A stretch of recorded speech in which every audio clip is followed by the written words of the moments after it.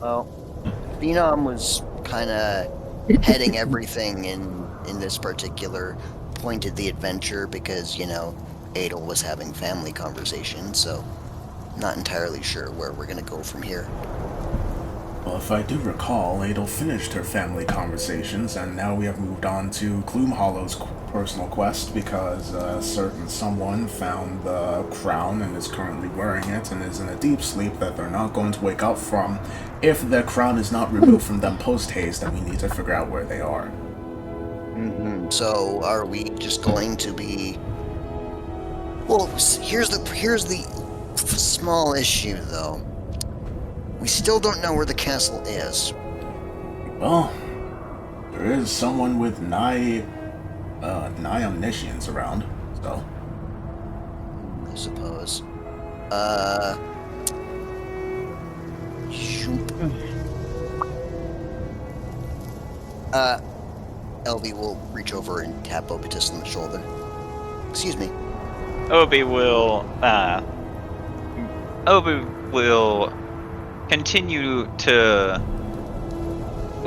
look at Luna for a minute before slowly rotating. You're not sure how because his feet aren't moving, but he just rotates a few degrees until he is now looking at you with the same expression he had been looking at Luna with. What expression was that? Just intrigue. Okay. Is he doing like the owl neck twist? No, like hand on chin, imitating like an investigator looking at a clue. Okay, but like is his neck twisting like 180 degrees? No. Okay. If I may inquire, you are a being that has been around a very, very long time, I'm assuming, and you have a great amount of knowledge and information. And I was wondering if you happen to know something about an item called the Dream King's Crown. He watches you for a minute before saying, "Well, I have been around a long time. I haven't been here a long time." Fair point. Does that change? Does that mean you have no idea what I'm talking about? I do not know what you are talking about. Fair point. No, I thought I would ask. Forgive me. You may continue. Man, it doesn't hurt to ask. It's just, Yeah. don't be surprised when I say no. Absolutely. I just thought you would, but you're alright. You don't seem to be from here, so that makes sense. I shall return to main window. Nope, that is the wrong goose.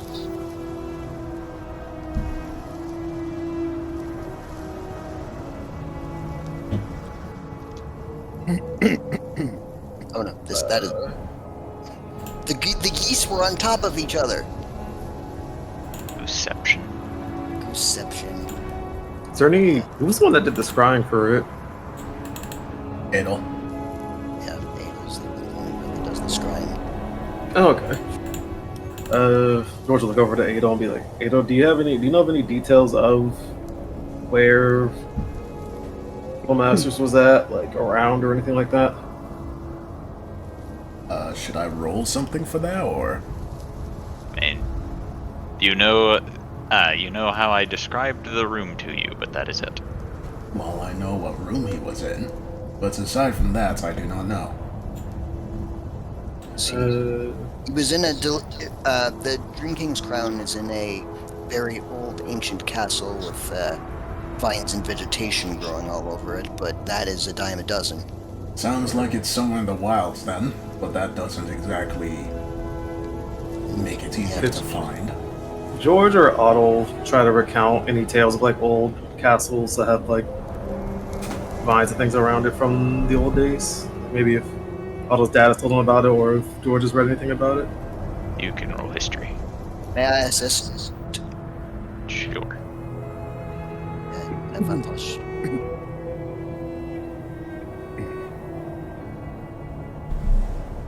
Oh damn! Holy shit! Oh my god, dude. That was for Otto. Jesus God. The this might actually be a bit of a hindrance to you, Otto, because this means you have heard stories of dozens of castles that have been abandoned and left to ruin. Dozens of them everywhere. Oh.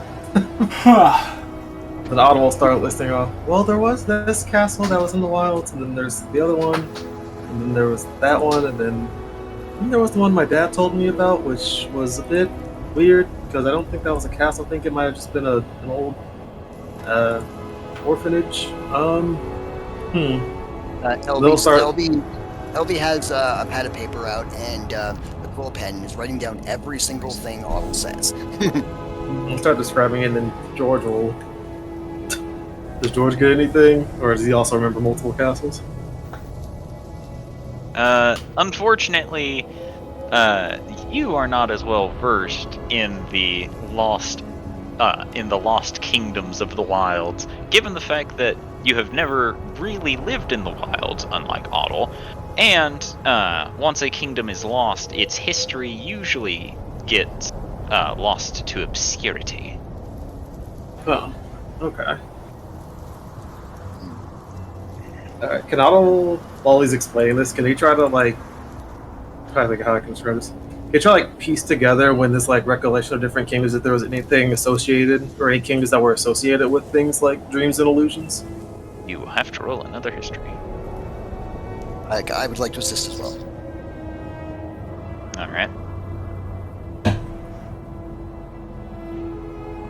Oh god, it's gonna be multiple again. There was a kingdom of illusionists that was during a experimental casting of an illusion spell locked themselves away into a different plane of existence, completely destroying them. Theoretically, completely destroying them. There was a kingdom of illusionists that were completely unguarded and used illusions of dragons to keep bandits at bay, only to eventually fall to a dragon coming in a turf war. There was a kingdom of illusionists that discovered a means to replicate themselves perfectly, only to have fought in a vicious civil war because nobody could tell who the real people were anymore. And there was a kingdom of illusionists that was besieged by a giant.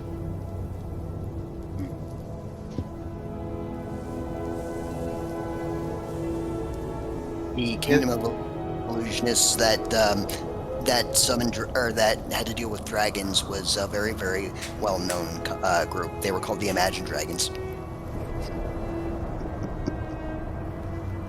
If you saw the look I just gave my computer screen. Yes.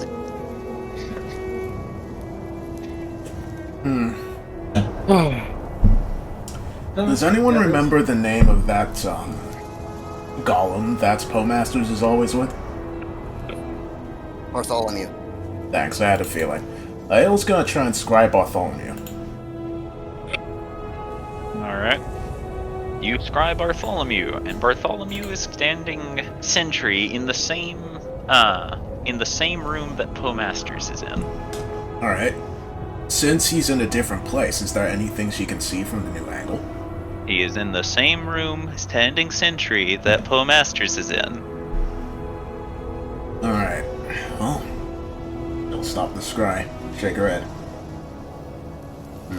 Are you able...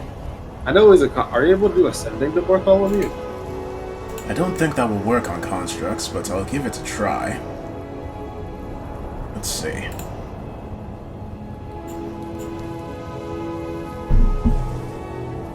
I don't think... Yeah, it won't work on him since he's a construct, not a creature.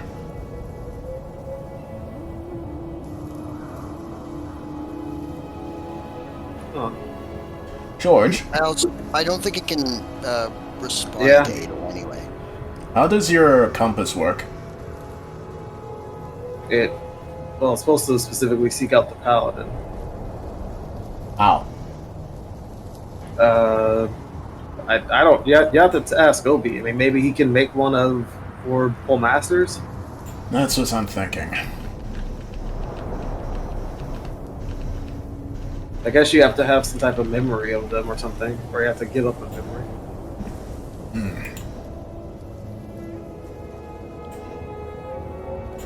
She'll walk over, but then we'll pause and look over to the astral elven friend.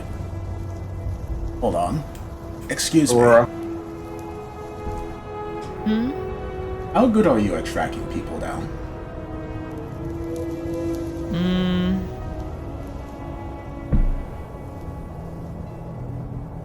Don't know until you try, so I can give it a try.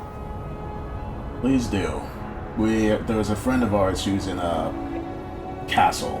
We're just not sure where that castle is. Wait. Near. Oh, hold on. I gotta highlight both. Near. LV will all but run toward Otto, place her hands on Otto's tiny shoulders, and will say, "The Evergreen. What do you know about a kingdom known as the Evergreen?" He'll let me think about that, because I'll kind of just start thinking, well, we can let Aurora and Ava do their thing.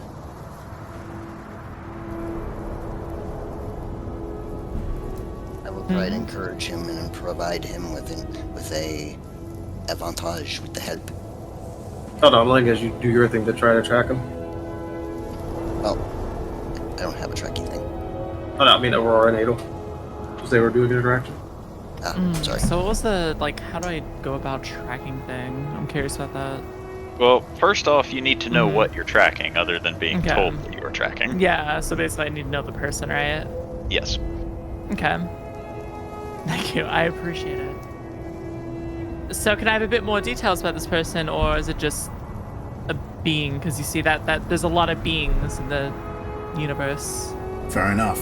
His name is Poe Masters. He is a famous gnome who goes around finding treasures and other hidden secrets in dungeons, old areas, things along those lines. And apparently he's known in different realms. She looks over to Otis for confirmation. Halfling. Hubert will correct you. Halfling. Thank you, Hubert. Okay, can I get maybe an appearance, scars, tattoos? You can roll an advantage. Roll a history with advantage. Okay. Forgive me, let's figure out that rolling thing again. Because that worked so well last time. Yeah, click on the journal. It's up on the right.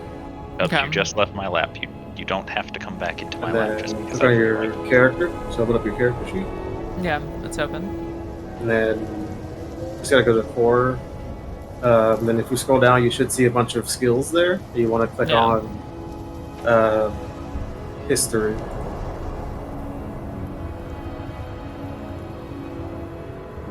Ooh. I'll give her a flash of genius. Essentially turns a 16 into a 21. Okay. You are very well aware of Poe Masters. He is, in fact, a very famous halfling amongst all of Crestfall, and he is usually a traveling performer, mainly, and a very well-documented treasure hunter, secondarily.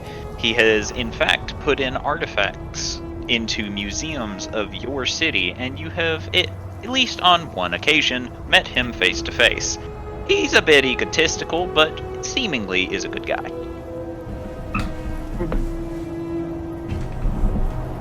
Okay, Poe Masters. I believe I've met them before. Are they a bit of a short one, isn't it? A bit of a short one? Well, that's one way to put it. Yeah, let's see. Alright, and then... So I guess I know a bit about them now, and that's the first step. What else would I need to track someone? You would need to know where the last place they were for you to be able to determine if you can find footprints of them. Okay. To track them naturally. Naturally, oh gosh. That sounds like it'll be fun. Magically, however, you need to use divination magic. divination magic. Am I well versed in that? I'm pretty sure I am, right? I don't know. What spells did you take? I don't remember. What spells did I pick? I have guidance. I don't think I have a divination in here, do I? Did you get locate creature? Divination is not a category, not a specific spell. Yeah, I did not get locate creature. I don't think I did. You also didn't found anything. No. Because what's his name? JP was like, oh, just remember the spells or something. And then you could like have a list of them and just have them prepared, but keep track of your spell slots. I mean, you can also do that in Roll20, but okay. Oh, okay, yeah, because I have a notepad with like a bunch of spells. Yeah, what's really funny, in Roll20, if you click your journal and then you click character, on the main page where it says, your stats and whatnot, there's 3 tabs on the right-hand side that's core, bio, and spells, and you can just click the spells section and you get to look at all of your spells. Yeah, see, like, I don't know, like, But not all the navigating spells site for are the in first there. time, navigating the spells for like the page for the first time is confusing because when we click like bio and info and stuff, it just gives you like a picture and whatnot. Eventually, I'll help with the spells and get them all onto the sheet.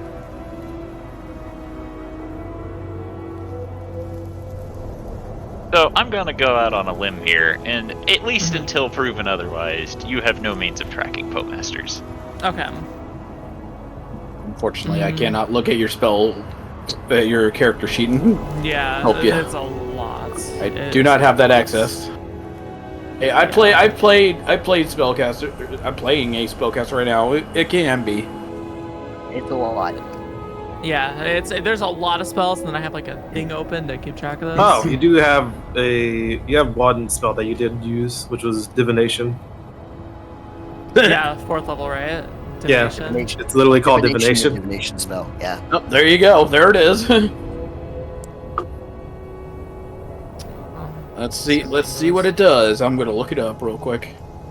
Your magic and an offering puts you in contact with a god or god servants. If you ask a single question concerning a specific goal, event, or activity occur within 7 days. GM offers a truthful reply. The reply might be a short phrase, a cryptic rhyme, or an omen. The spell doesn't take into account any possible circumstances that might change the outcome, such as the casting of additional spells or the loss or gain of a companion. If you cast the spell 2 or more times while finishing your next long rest, there's a cumulative 25% chance for each casting after the first that you get a random reading. The GM makes this roll in secret. So you only need to cast it 1 time. So you only get 1 question concerning a specific goal event. So in this case, could you possibly ask where the tower, where the castle is we're looking for? By using the spell, yeah, but you DM has to give a truthful answer, but yeah, but it have to kind be of as straightforward. We have This to way word I have to that kinda, very like, word it specifically, 'cause very that could be specifically. any castle. Exactly. right? Well, Yeah. where on this plane is it? Like, Do we know the castle name? I could have sworn we had someone shout a castle name. Yeah, that's why.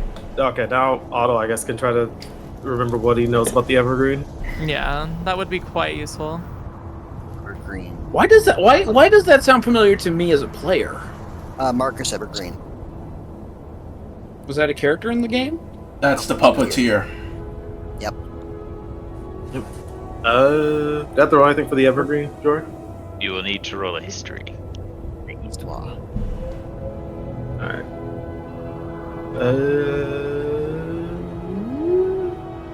Straight roll, I'm guessing? Yes. Hold on. Holding on. Can I give Otto advantage by bringing up the name Marcus Evergreen if that name has ever come up in any of the lores? No. Okay. Figured I'd... You don't know if those are connected or not. I think it's just a coincidence. This would be to figure out if they're connected. Still 25. Not how that works. Pretty Still good though. So the Evergreen Kingdom was a kingdom that revolved around mostly druidic magics, and while they did dabble in illusion magic, at first, they did not use it above everything else. However, eventually it fell into obscurity as most of its people seemed to vanish over the course of a fair few weeks, and nobody really knows what happened to them. And yeah, that's the Evergreen. That farm we came across. Do you remember where? Does anyone remember where it was? Anyone who was there? No, get off, cat. No. It'll Ow, unfurl damn it, the map. Sorry, I've got a cat misbehaving. Oh, all right.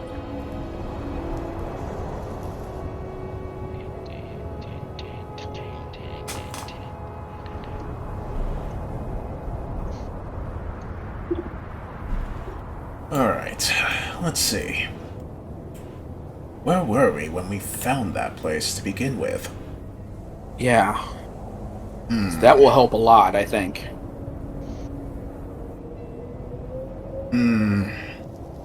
Especially if it was a Druidic kingdom. I seem to recall something about the farm and druids. Yeah, the druids that made cheese. Exactly. I just don't remember where it is. Yeah, it's probably where the X is. Which This one? X was pretty... This X was something different. Wait, was it? Why You did we stumbled. put that X there? A very good question. Was it because of the bees? I think it was because of the bees. The bees are the red X. Yeah, I knew it was because of the bees. Not the bees. What about this one? This place right here. That place is, Supreme's city. Oh, Supreme. Gotcha. And this is where Hematrosa is. Yeah. What is this? We I didn't mark was down... next to these. Yeah, we didn't mark down where we saw Marcus Evergreen's family. It was just Ow. somewhere while we were traveling around.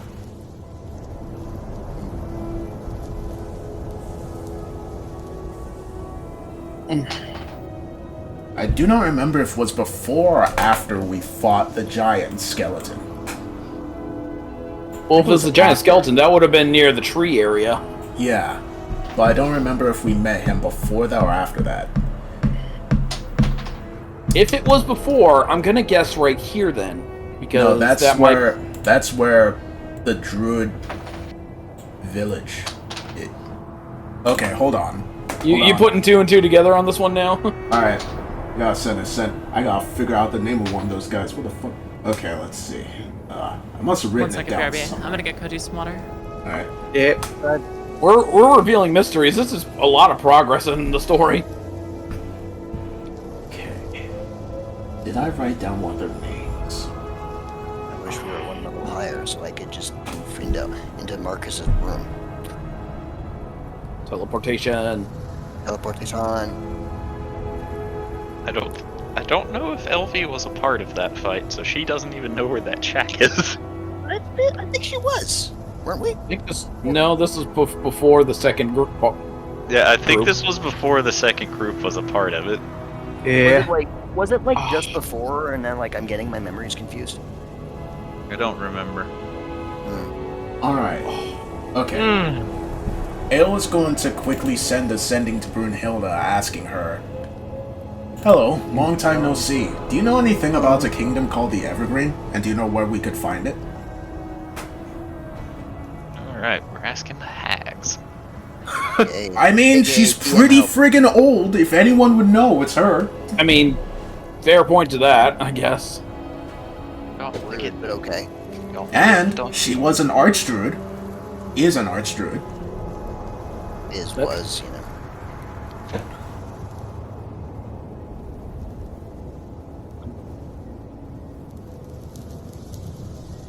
Okay, we figured out our mystery.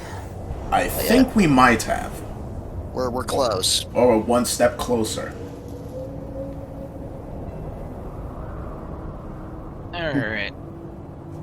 eventually you will get a reply that from her that says, "Yeah, I've heard of it." Do you know where it is? At this point, probably underground. Alright, do you know where it used to be?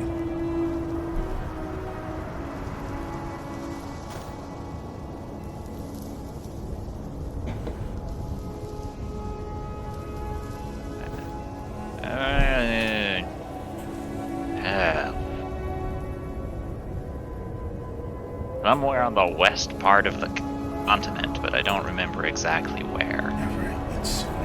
Okay. Thank you, Brunhilde.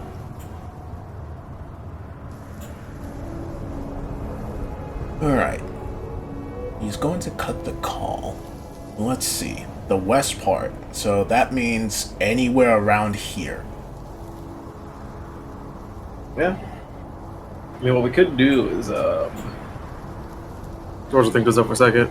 You know, what we could do is just see if Obi can make another one of those compasses, just to see if Pullmasters is within the west at least. Why do I need? Why not just use the material of the old one then? Why do I need to? Why do you want me to make another one? So I can find a friend this time, unless you can alter the first one. Is that what you want to find? We'll look over to Adel. Do we want to find Pullmasters? Yes. Yes. Then give Masters the compass. What? Wait, what? Obi will just stare before he steps over, takes the compass from you, George, and then hands it to Adelsarde. That was how. It will spin for a minute before pointing in a easterly direction. Goes by what you want. Got it. She looks Not down. program. It's not programmed to one person. Huh. I thought it was based off of. I told you that's how it worked when I made it for you! I thought it was find the paladin. That's because that's what you wanted to find. It just gives George a sidelong look. What? She rolls her eyes. But then If hands... anything else, probably just pointing at Eddie the whole time while I was here.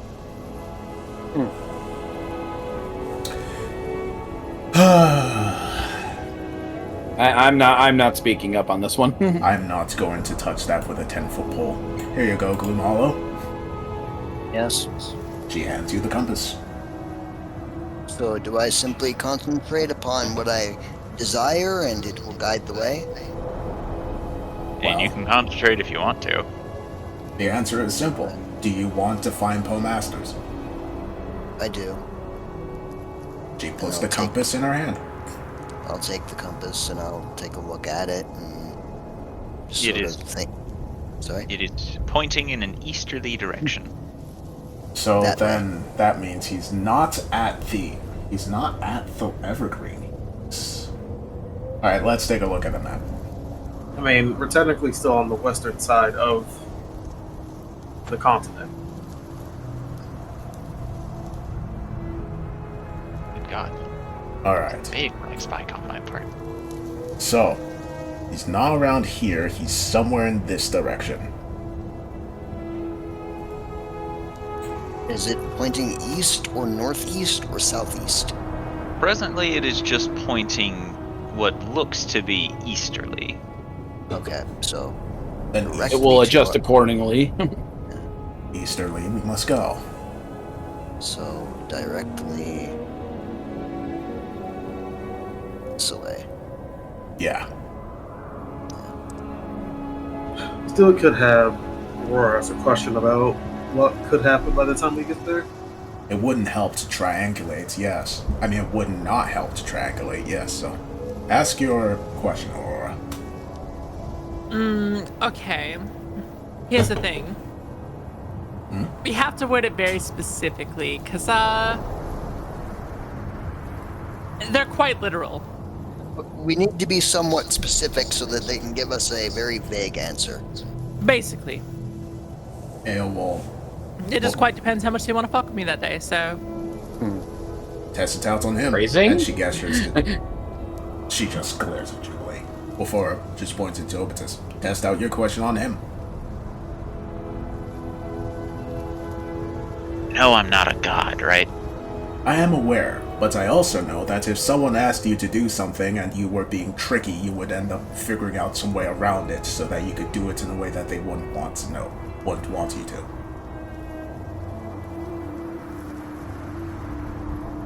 Or am I wrong? He says, shrugging to this. I thought so. So, you can test it out on him. All right, what was your question? You were supposed to ask me a question, and based on you asking me that, I don't have a question for you. No, not you. The other one. Lunala? Yeah.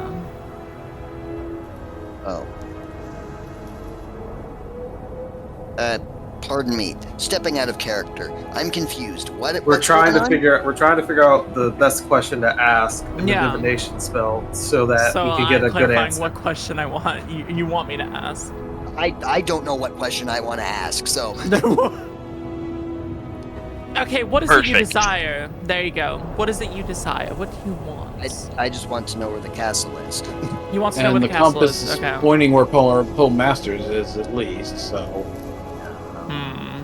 What else do we need to know then? It'd be something like if we continue to follow the compass, will we eventually find full masters? Something along those lines, maybe. Hold on. What's the name of this compass? Hold on. I'm trying to formulate a question in my head. Hang on. Well, no shit. If we follow the compass, it's just gonna tell us where he is. I mean, we should probably ask like. We got a very vague answer, so. Could ask something along the lines of what will we encounter along the lines of following the compass, or once we reach the end of the would we compass. encounter on our journey to finding Masters? Maybe. What could we encounter? Well, not what could we encounter. It could be something along the lines of what will we. Well, What will be encounter? Yeah. actually, that could still bring vague answers. Mm-hmm. You could just answer Will something we like, "Oh, full encounter masters." danger on our way of finding Masters? I mean, that tells us we have something to expect, right? Well, We're traveling with Paul, so it'll probably just end up being like a yes. We could also answer. ask if he's like underground, above grounds. That actually that could be a would- good question. that's a good... Yeah. Yeah. Okay. So who was the sorry, I'm still matching character names right now because it's hard to That's like me, my character, the elf lady. Elf Lady. Okay, and it was one with- Obi? Obi was Obi the one is that the- we're gonna test the question on? I that still was- matching names, so forgive me. Obi is the dark, scary, brooding one in the corner. Yep. Except he is not brooding at all. No, Okay. he just looks it. So she's just gonna look at you and just kind of like, so, oh, buckle. I had my thought and I lost it. Is Mr. Poemaster above ground currently or undergrounds? Ruby just watches you for a minute and then looks to Adel. Do you know if he's above ground or below ground? Because I Well, don't. I'm just trying to see what kind of vague answer you would give. Basically, it's would you give a vague answer that would be helpful? Well, or to would be you... honest, in the past with these guys, of course they're gonna give that kind of answer. What would they know? Aren't But you they trying wouldn't to have get? to ask them. Aren't you trying to get into contact with a god here?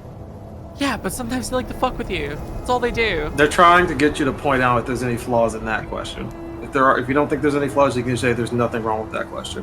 Don't you worship a god directly? Well, now we're just assuming things, aren't we? No, because I can smell it on you. Oh. There's a lot more involved than Elby that. smells her armpit and just goes, Hey, what are you doing? Heavens. Can you smell the same thing on me? No, I don't go around just sniffing people. Yes. She's gonna I was asking eye Obi. Oh, yeah. Yes. Yes, I can. Fantastic. I can smell the smell of divine magic on people. Curious, what does it smell like? Potent. Thank you. I don't think he meant it as a compliment. In any case, if you're directing your question towards a god that you have presumably a good relationship with, they're probably not going to try and screw you. That's a good point. In the past. Alright, so I guess are we gonna stick with that question? Is everyone on the same boat with that? Above ground, undergrounds? Yeah, stick with that one. I'm trying to think of a better one, but I can't. Okay, So... I'll give you a second. No. I've been thinking for like. I mean, 10 in the minutes. meantime, we can also just ask this one, and then if it's only you can ask like once a day, you can just ask it again tomorrow. Yeah. We figure out the question to ask like the next day. So we can start with is he above ground, below ground, and then tomorrow you can ask another. And sorry, just to clarify, what was the full name of this person again? Just to jog my memory. Poe Masters, okay. Alright, I'm just gonna kind of walk off to the side to go perform this spell. You know, for secretive reasons. Just gonna go over here. As everyone's heads turn to look at her, just go 10 feet away. Just gonna go a little bit further now, like watching everyone come watch me.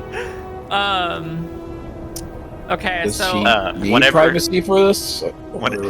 Whenever you turn to look back at everybody staring at you, you see Ovitus holding a giant foam finger that says "You're number one," waving it at you.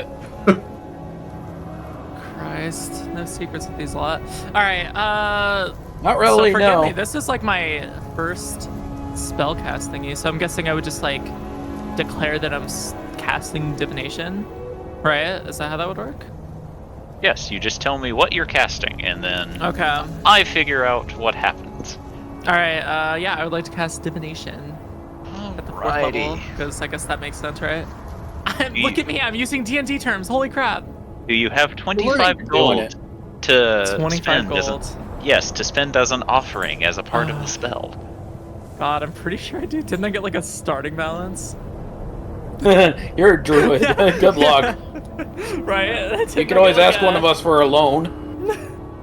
Oh God. Don't worry, we don't charge interest. Mm-hmm. Some of us might. Let me see. Wouldn't that be in my like bag or something? Yeah. It should be in your inventory. Yeah, Your you first should. page, scroll down. There's a few things. Oh yeah, Well, I item have name. 85 gold points. You're good then. Yeah. Yeah, That's you're- good. Subtract 25 from it. Yep. All right. Let's just hold this gold coin there and just watch it. Poof. All right. So, you begin chanting. Also, just for future reference, this is what is known as a ritual spell, which means if Okay. you spend 10 minutes to cast it, it does not take a spell slot from you. Oh, okay. So I can just do this little chant for 10 minutes and then I'm chilling. Yep. Okay. If cool. you want to Okay, I'll save do a that. spell slot. Yeah, I'd love to save a spell slot. I've learned the importance of those in Baldur's Gate. Oh yes. Ritual Yeah. ritual casting is helpful whenever you can. Yeah. Okay. As long as you have the time. So, Yeah, so like outside combat, probably do that. Okay. Yeah. Yep. Likely. well, Okay. you I wouldn't. doubt, you the enemy's gonna let you. Wait, Yeah, 10 in combat, minutes. probably. Yeah, 10 minutes. Probably they won't let me go undisturbed. Yeah, look. By comparison, a round is 6 seconds. So it will take you 100 turns to try and cast that in combat. Not worth it. Okay, got it. Unless I Uh, built like a brick house and like a castle to sit in or something. Yep. I mean, technically, one of us has one of those roaming around. Oh, there you go. Galodius has a mobile fortress, technically. you sit down and you begin your chanting as you speak to your goddess. You lay out the gold coins in a small pile, and during your chanting, you arrange them into whatever shape you feel is most deserved. And Okay. after a while, the gold coins will float into the air, taking shape in a ring before shining and disappearing as the god or goddess now awaits your question. And is this mother? Is this just a random god on this like planet in general? Who is this I'm speaking to? No, it's the It would one be the that one we're I- supposed to worship. Oh, okay. If it's the same mother, then we have a whole new issue. Hey, that was out of character. That was out of I character. know, and I was talking on character. Mother. Exactly. But it will be to whoever you have dedicated yourself to. Yes. Okay, so yeah, that would be... Okay, that makes sense. Mother, is Poe Masters currently above ground or underground in this realm or plane of existence? It takes a minute for a reply to come before eventually she replies, "He wandered underground into an abandoned kingdom." Okay. That's nice to know. Wow, I got to talk to Mom again. That's so sweet. All right. Mummy, I I'm have a gonna question. Pretty much, yeah, because she's supposed to be like poshy. Mother. All right, and I'm gonna do a little happy little walk back over. He has currently wandered underground. That's all I know about him as of right now. Alright, good job, Aurora. So location is underground. That's good to know. So Yes, like an yes. underground cave or something. Alright, then let's tell the others that we're heading off, and let's be off. Makes sense. Adol, Yes? a bit of a concern. How long do you think it's going to take your mother to think about what you said? Probably a day, maybe less. So should we wait until the decision's made before we leave everyone? A day, Well- a week, 9,000, 2,500, 600 minutes. Who knows? Wait, who said that? Hubert or Obitus? Obi. Yeah. Dad does have a point. While it might take her a day or less, it might take her more. And while we don't know how much time it will take, what we do know is that Poe Master's time is running out. Well, on that note, he'll then point over to Eddie, the Templars, and then point over to the Templars that have all three of your sisters.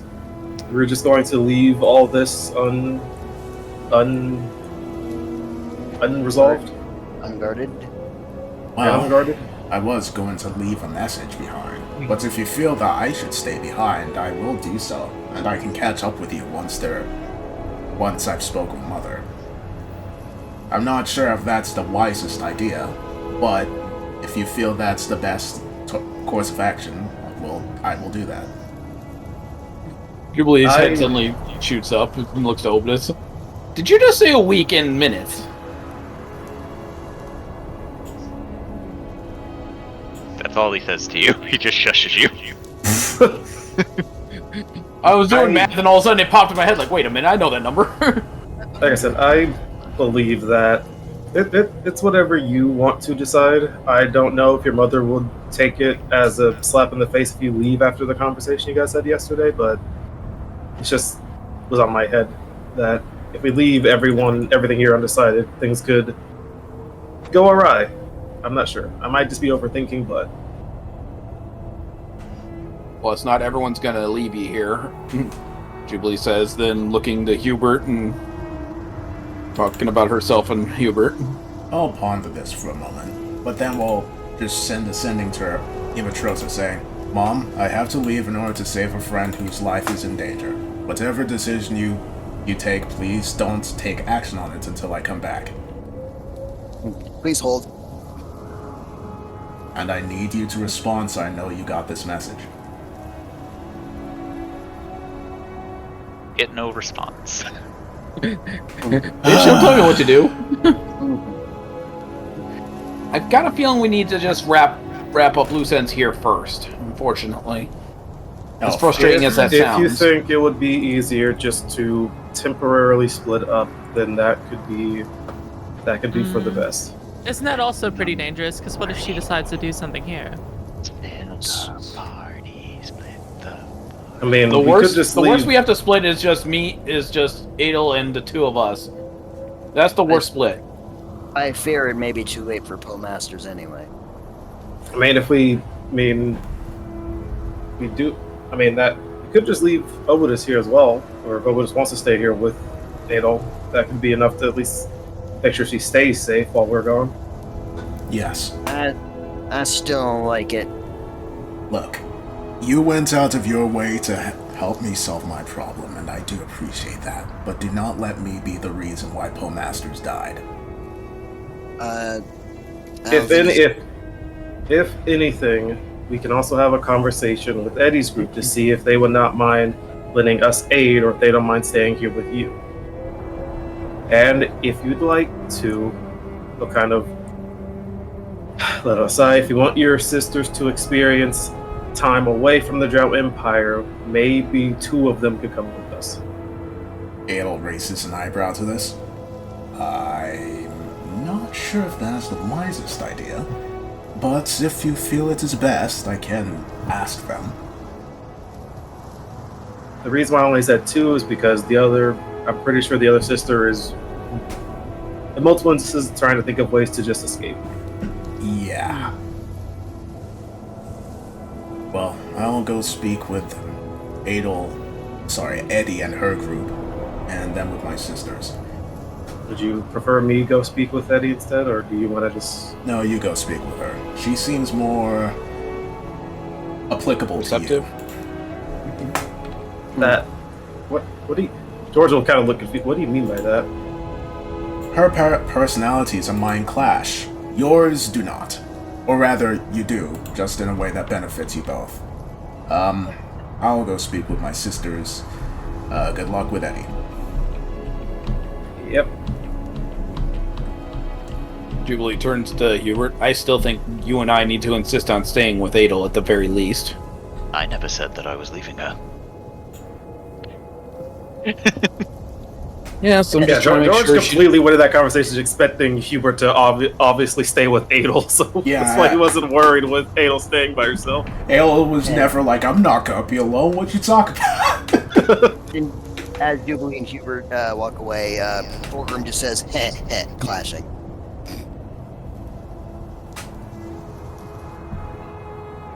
Otto will go over to Aurora and just say, for the love of God, please, whatever you do not become a part of the singularity. Said, whatever you do not become a part of the singularity. What singularity?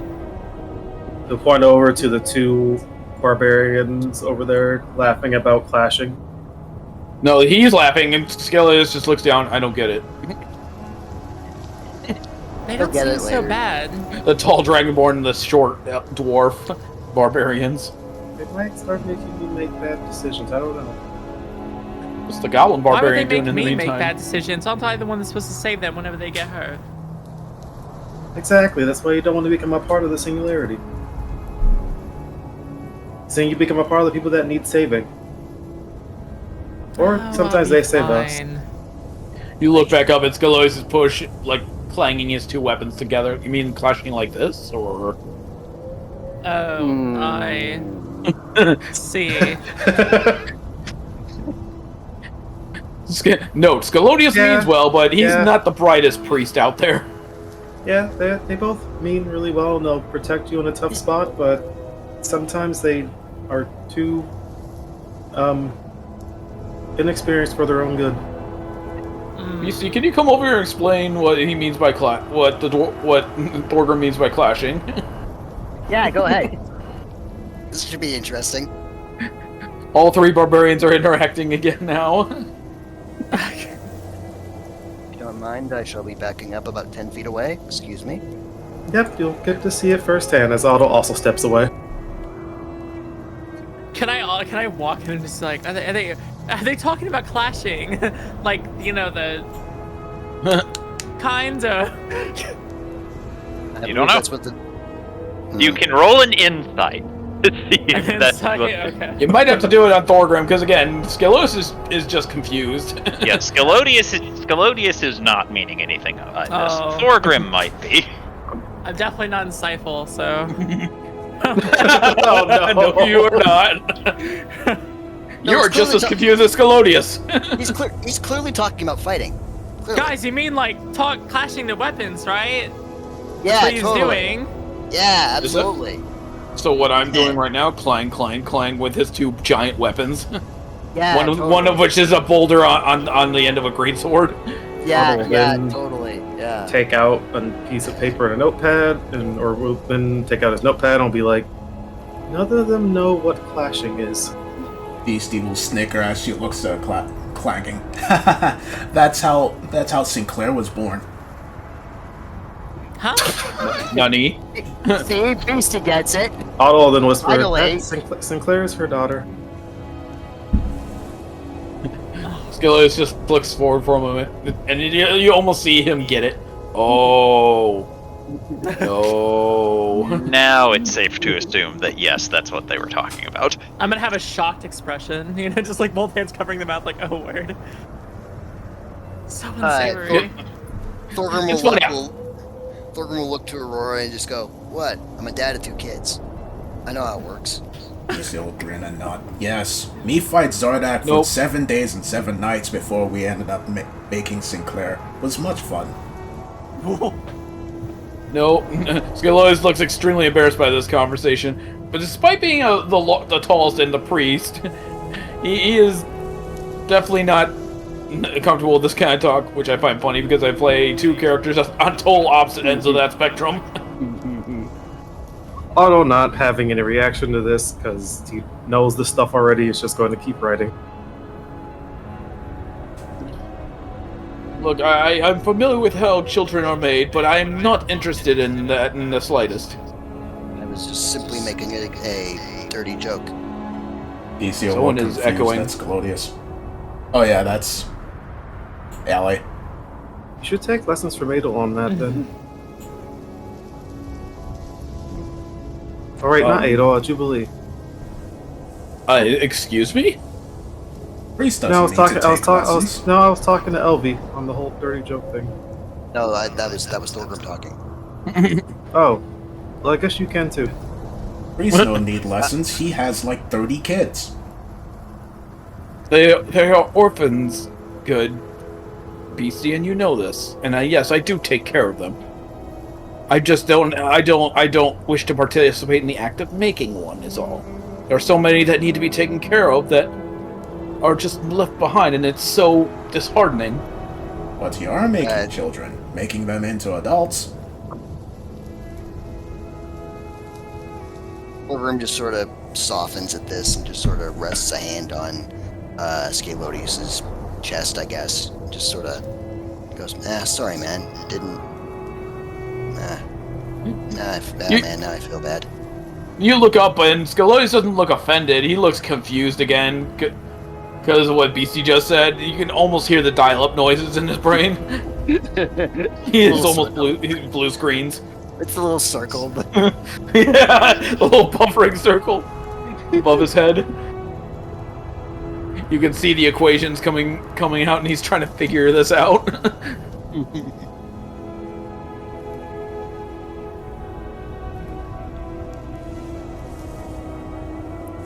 actually, Sigh.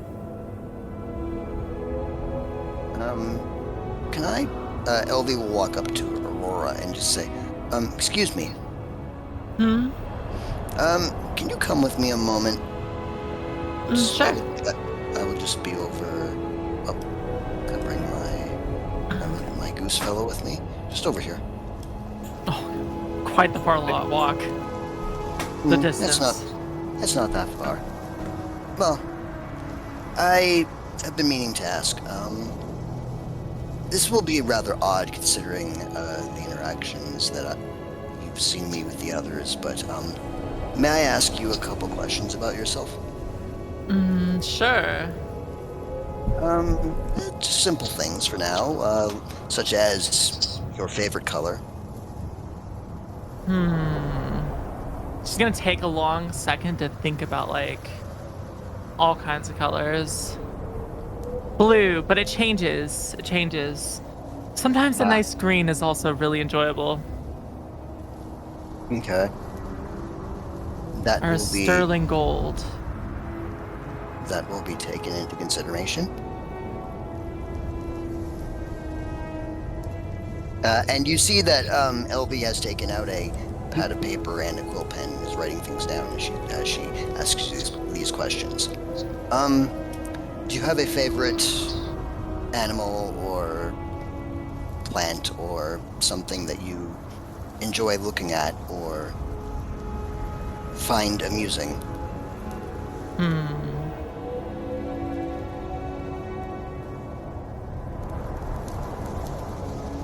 Animals. Do we have like what? Do we have any like?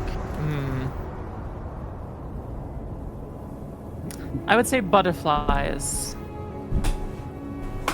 Don't know why, they're just so fascinating. The patterns on their wings and whatnot. They are quite fascinating. Excellent. And this may be a bit of a personal question, but I promise you do not have to answer if you don't wish to, but, I am now aware that you are of a religious sort, as am I. Do you feel comfortable telling me the deity of which you worship?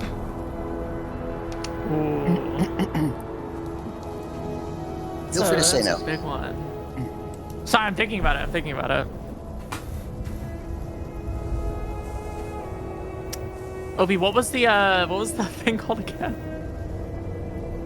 She had a name. I'm going to copy and paste the name for you. Yeah, so that I can hear you attempt. Attempt to pronounce it. Yes, that'd be I'm lovely. curious to see how this is gonna go.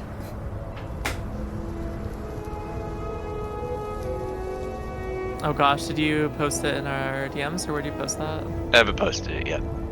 Okay. I'm pretty sure I know how to say it. But I'm gonna send you a direct message. Okay. Right Sequence. now. Because wait, that's mom? Oh, Yes. fuck. That is your mum. Oh fuck. Okay. Oh my god. Let me consult a friend named Google. Should I just try to say it once without Google real quick? I don't think Google is going to help you. Not going It's to not lie. gonna help you. Yes, you can. Quag oh fuck me, that is wow. I got it. Like Hasiex. Correct. Quaghasiax? Quaghaxiax. Quaghasiax? Yes. Oh, now I have to Quaghasiax. say that in that kind of like accent I do too. Good luck. Quaghasiax. If it's any consolation, you don't have to ever say her actual title because you know her as Monther. Yeah, that is true. That's incredible. I love it. These eyes or eyebrows. Sorry, I went through every part of the eye except for the eyebrows. Shoot up both at once and just say, like Hasiex or something. Yes. Fascinating. Very well. She just starts writing. Yeah, make sure you get it down. It's kind of spelled weird. Can I get the spelling, DM? Q. There you go. It's one of those little. Yeah, I was gonna spell it all out. There you go. Okay. And you're gonna see Aurora kind of like trying to air spell it, you know, just like it's a Q, then it's a U, and then you got the A there, and you got the G. So, for your knowledge, Aurora, Quaghaxiax is a beholder, which is why she has such a weird fucking name. Yeah. Yeah, weird aberration, things like that always have weird ass names.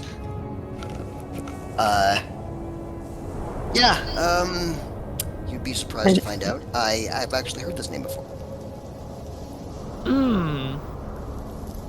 She's gonna be interested in this. What do you know about Oh, just them? Oh, well, they are a beholder creature that rose to an extreme level of power. Apparently, godhood, as you can clearly venerate it as such, and they are not exactly the most outward and verbose sort. They tend to be quite covert let's say. Yeah, that does sound about right. Yeah, the rather secretive sort. Don't know much about them, but I did and happen upon some information in my studies.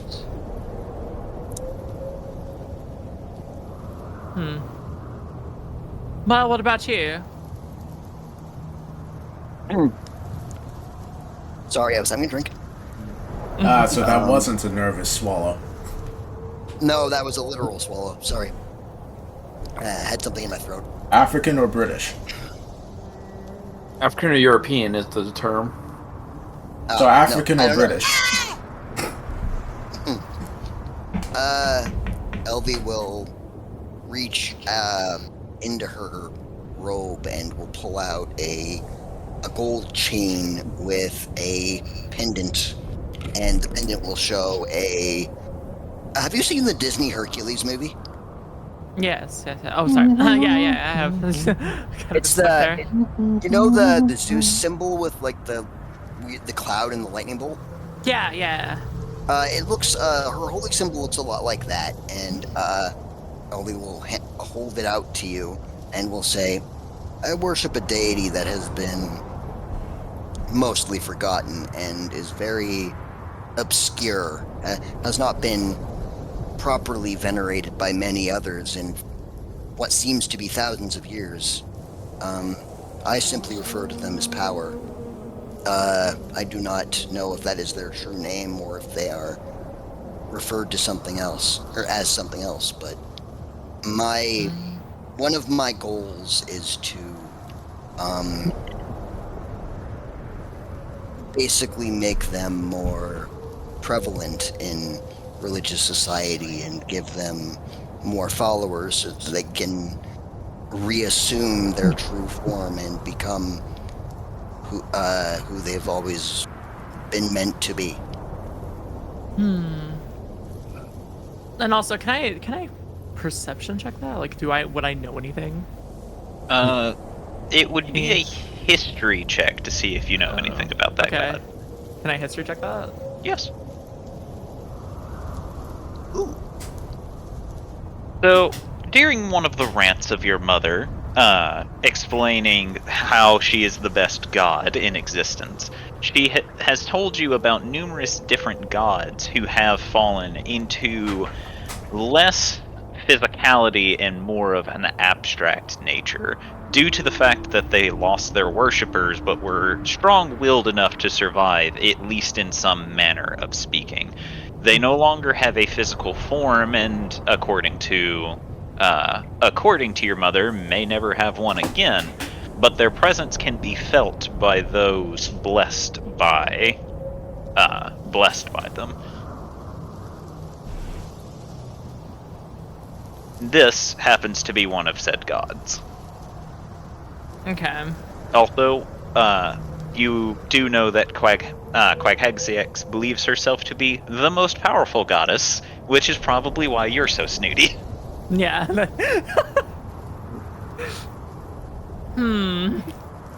I do believe I've actually heard of this one before. Have you?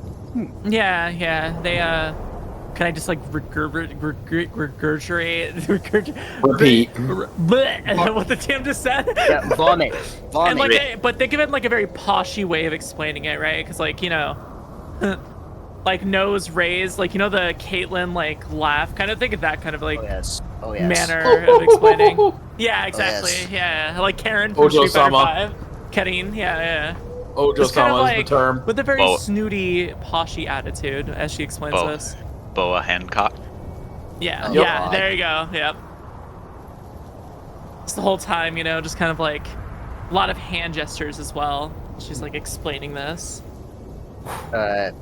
Elvie's nose kind of wrinkles at this, and her brow furrows a bit, and she just says, "Do you happen to have any more information? Anything relevant other than bloated opinion?" She's gonna like raise, like, you know, kind of like do a thinking expression. Can I roll another check for like what history? Like, can I think deeper to what maybe Mom was ranting about? Like any more key details? What exactly sort of details are you looking for, Matt? Kind of like details of their past, like things like if they had a true name, if they had any reason that they fell into obscurity, things like that. Just sort of like what happened before. What were they before they became an abstract thought only, and what they looked like, and just anything of their past. Let's see. Now I have to go through my notes, because she definitely rolled high enough to get the true name. It's a matter of whether or not I can find the true name is the problem. And she's gonna have a really deep thinking face. She's gonna like... I have faith in Jor's organizational skills. You shouldn't. It's misplaced faith, but it is still faith. You were smart to also walk away with her when talking about religion. Indeed. Yeah, Elvie will lean in and just sort of point to Scalodius surreptitiously and say, I do not wish to discuss matters of religion in the open. There is the Dragonborn is a priest, and a very boisterous one who will launch into sermon about his own deity every time anything about religion is mentioned whatsoever. My gosh, like when you go to the town squares and you have all the people just like, you talk about one thing and then they interject, and one of those kind of Precisely. priest. Very Wow. much so. He's Heavens. very proud of his god and is willing to spread his gospel anywhere it goes. Alright, so Noted. She's gonna write that down. the true name of power was Ogrumbu, Breaker of Armies. Oh, Grumbu. Breaker of Armies. Holy shit, that's a cool name. Yeah, that name kicks so ass. she's gonna like press her finger against her lips and be like, "Oh, it's Orgambu, Breaking of Armies. That's who you're talking about." The Breaker of Armies. Wow. Everything I hear just makes me appreciate them more. Wow. Is there more information that you may have? I must know more. I That, need it. that will require another history check. Okay, another one. All right. Let's see if Mom was generous. Oh wait, didn't roll. There you go. Oh, Apparently Mom was yes. not generous. So, Maybe she actually respects this one. Maybe. before the gods created the mortals who would inevitably worship them, they had altercations with entities called the Fell Gods. Orgrambu earned his name and his title for being always on the front line and slaying the followers of the Fell Gods by the thousands. He would always be the first one onto the battlefield and the last one standing normally. Eventually, due to his ferocity, they were able to break into the core of the Fell Gods and end up ensnaring the leader of the Fell Gods, and thus stopped the invasion, which allowed them to create the universe at large, where Orgambu ended up being worshipped very heavily and was amongst the most powerful. However, due to a certain situation which occurred thousands of years ago, it was forced that the gods could no longer interact with the world, and Orgambu lost his followers due to the fact that there were never any wide-scale battles to go on, and thus power was never needed, since there was only ever small squabbles. Okay. He's a war god. Oh wow, okay. She's gonna say this with like kind of like a interesting face, as if she's like fascinated by this topic. and explain basically word spaghetti what the DM just said.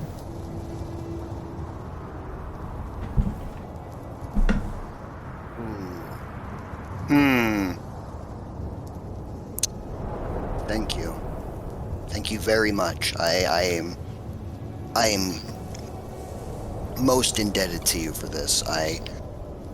This is more information that I have been able to uncover in decades. I have a lot to think about. Oh my god. Oh, it's fine. I just had a good teacher. Who's also Apparently. snarky. I mean, well, clearly she had a reason to be, but that's not important. I must ruminate. I thank you so much, and she will kind of take your hands and just sort of hold them and bow her head respectfully. You're welcome. You are most kind. Thank you so much. And she'll let go of your hands and just sort of assume a thinking face, hand on her chin, just start, mumbling to herself and just being deep in thought. Aurora's gonna smile and wave, a little smile and then wave, and happily jaunt back over to the group. That's fucking awesome, Jor. Wow. What? Oh, just Grumbu's whole backstory. Holy shit. Oh. Well, from the sounds of it, at least, he's not one that starts wars. He's just very good at it. He finishes them. It reminds Exactly. me of like Radahan. I don't know why. That's how I always envisioned Radahan from like Elden Ring.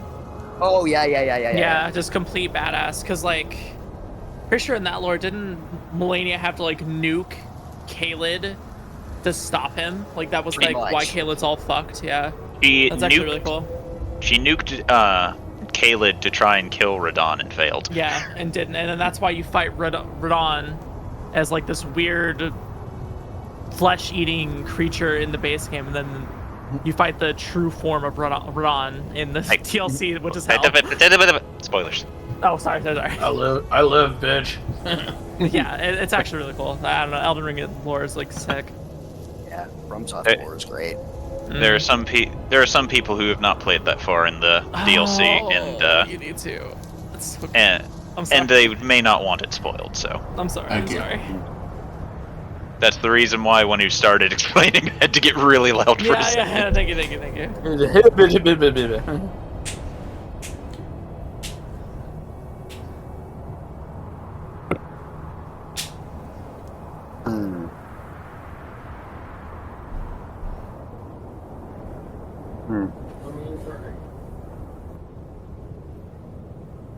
The next 5 seconds of the video and shit posting is how I imagine it'll be. First 5 seconds, or Yeah, the first 5 seconds. just one moment? Oh, I love this video. And then Can I it was walk up Thursday. to Obi and say, "What is it you mean you smell a divine presence about me?" Not divine presence, divine magic. Can she just like, she's gonna stare at him? Is he like tall, or is he like? 'Cause He's 6 I'm pretty feet tall. sure. Okay, so I'm pretty sure his Aurora quotations is shorter, so she's gonna glare, like stare up at him, kind of like observational. I'm very in tune with magic. I can tell the difference between divine, arcane, and druidic. For example, mine is arcane, yours is druidic, and you have divine magic just swathed all over you. Well, you don't know anything. Maybe I just walked through an area or something. Sounds strong. He just leans in and puts a hand over his mouth so nobody can see what he says, and goes, "As a person who hangs out with a god very frequently, I know a thing or two, but I won't tell anybody if you don't want me to. That would be preferred. If I was going to let it slip, I would have said something. You don't have to worry about me telling your secrets." Okay. Can Otto try to see if he can hear this? No, The, because the child is curious. because Obi is actually cast a spell to make sure that nobody overhears this. Oh. No spoilers for you, child. Whenever Obi wants to help keep secrets, he keeps those secrets. He then leans back and says, I didn't say there was anything bad about it. I was just curious.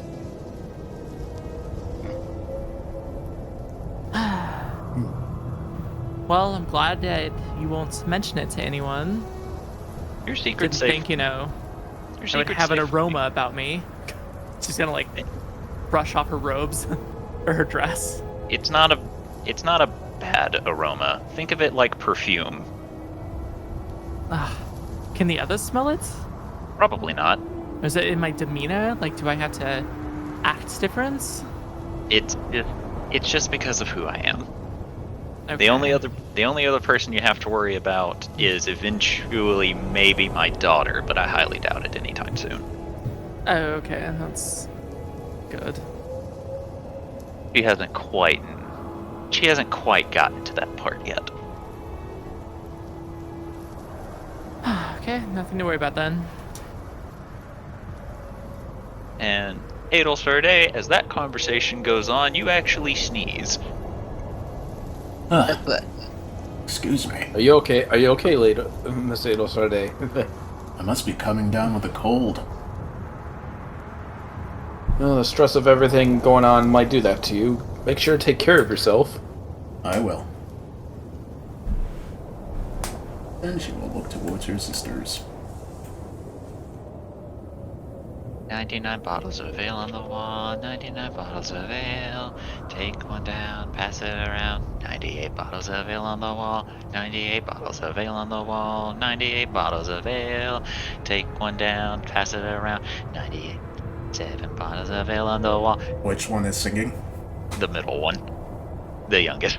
You think she started at 100 or just started way higher? He's going to crouch down in front of her. He continues singing as she looks at you. I think I'm going to let you three go now. She stops singing and goes, why? Well, I wanted to let you go. What did Mom offer for us? Nothing. He pouts to this. But how would you two like to go on an adventure, she says, looking between Zara and Farel. Can we kill people? I mean, I would prefer not to, but nobody you would be going with has any scruples with it, so... The scruple. Like, problem with it, so... Why don't you just say problem? Why don't you Kinda got you there. You always use big words to try to make yourself seem more photosynthesis. She'll just pat her on the head. So do you want to go with them or not?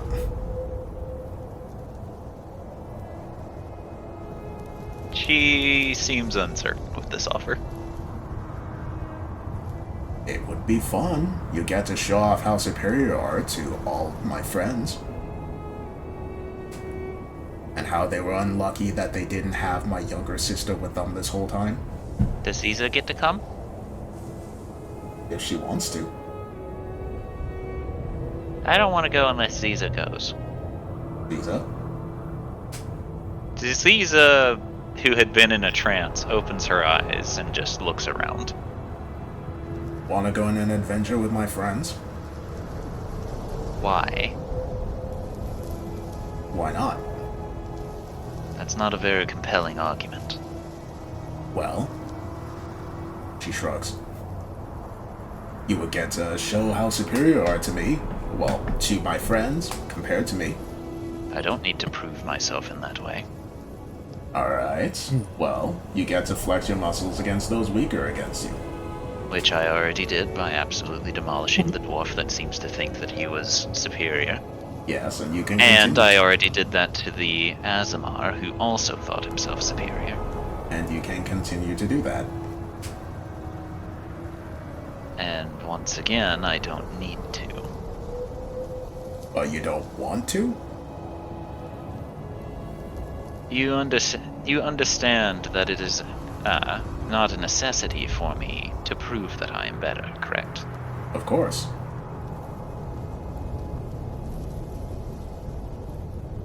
There is a difference Oh. between want and need. But if you don't want to, that's fine. I was just Why hoping would you'd be willing to do me a favor. Why would you want me to? Because they are my friends, and I would like for people I trust to be looking out for them. Then why would you bring me? Because you're my sister, and I Yes, trust but you. She raises an eyebrow to this part. What? I highly doubt you trust me.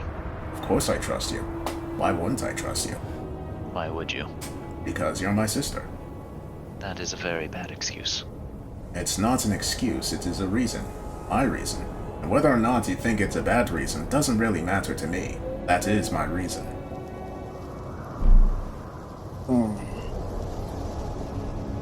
He just stares at you, not seeming to comprehend this. He stares back. Does not compute. Like I said to you before, everything I did, even if you didn't agree with me, and no matter how foolish you thought it was, I did for you. And for our family. I trust you, and I trust the lives of my friends to you, if you would allow me to. As I would with any of my sisters. So what's in it for me? Well, they are going to be going deep into a castle that might have some, I don't know, trinkets? Shiny things? Things that you could take back and mount on your wall? Or just You wear want- to feel pretty? You want me to follow you for baubles? Not me. Friends. I don't have friends. I have friends. Maybe you can learn to make friends while you go with them. Highly unlikely. Friends are nice.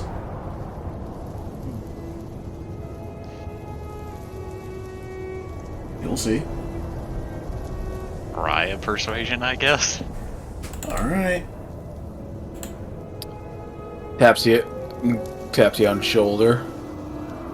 Oh, Friends can really help at unexpected times. Give you a bardic. Alright. Okay. And the bardic is a D what? 10. 10. Alright. 21. Blackjack. Jackpot. He just sighs before saying, "Fine, I'll go with you." But they have to be sent home. Alright. She'll look over to Farewell and Jazara, and then to the guards that were guarding them, and will nod. You can let them go. They will move over and undo the bindings before Jazara says, "It's not fair." You have to listen to Zeza now. I'll I'll be wait seeing. have to listen to Zeza. We'll see you again soon. She pouts to this. He just pinches her cheeks. He makes the hump noise and looks away. Alright, you two. Be safe going back to Mother. They will eventually stand, beginning to talk in Elvish, and walk away.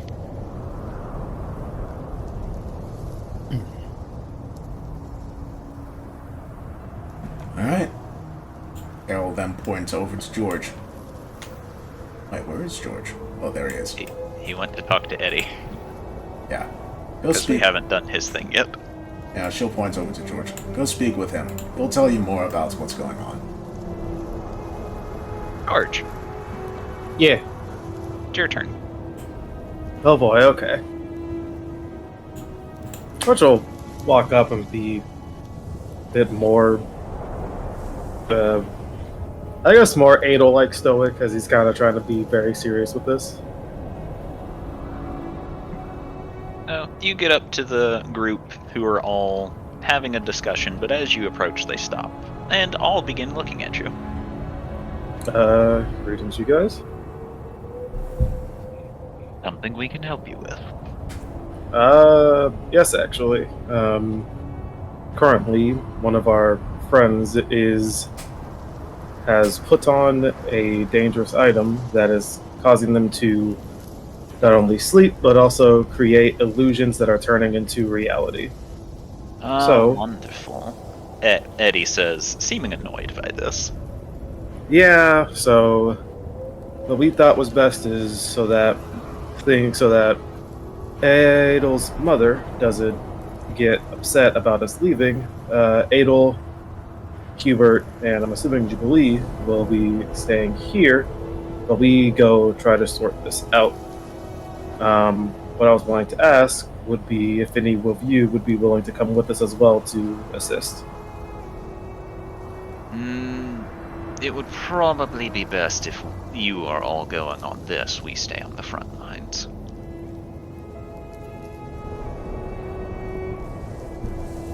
Really, why do you say that? In case she is not dissuaded from her attack, there will have to be some form of leadership structure here to ensure that everything stays contained.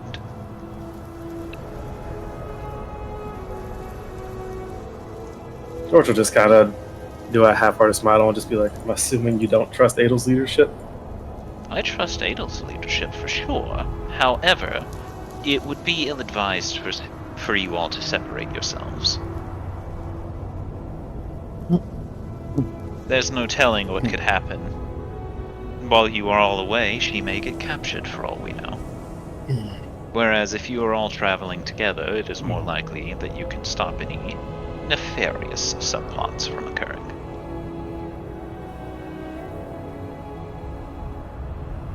As such as I guess I can agree with that. I mean, what were your guys' plans for after this whole thing gets sorted? Because Adolf's original plan was to just, what's what I'm looking for? Pretty much split up everyone to go do their own thing, and that was it. While we wait for Mother to make a decision. That would be a very dumb idea. Yeah, that was kind of what I told her about. That's why she wants to. Well, I kind of suggested the plan of having her stay here with the army and help while we go take care of this issue. I think it is foolish to separate anyone from your group whenever there is able-bodied individuals here that can maintain the front lines while you are away.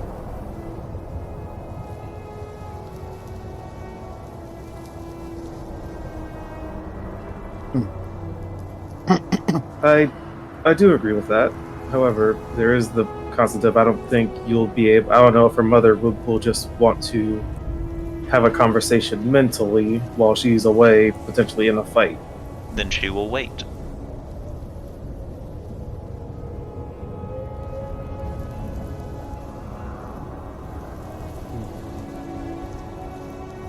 I don't mean this question to sound disrespectful, but do you guys not think you would be adequate support or assistance to help her in not getting captured?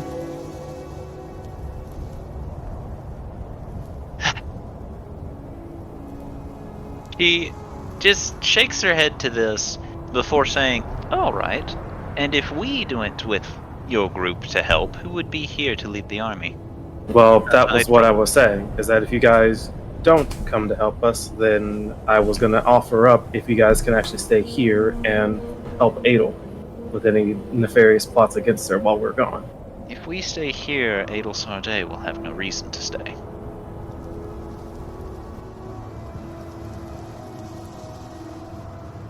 No, her reason is literally across that field, being her mother, if she wants to come back and have a conversation with her.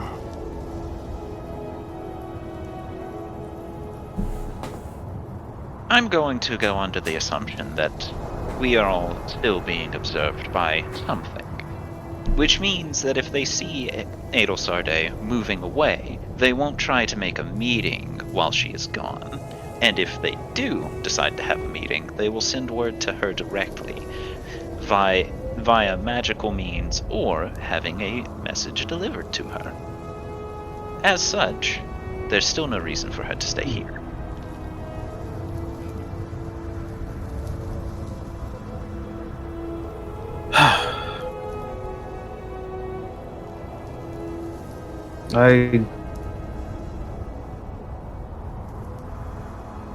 Oh, Nope. not expecting that. Discord died for a second, and it literally just sounded to me like George went, "Oh," and just ended. Oh. Aw.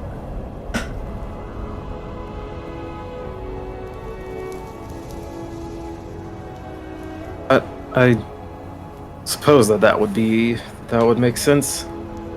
I'm just worried that they. Well, you know what? No, I'm I'm not sorry. worried. But no. What are you worried about?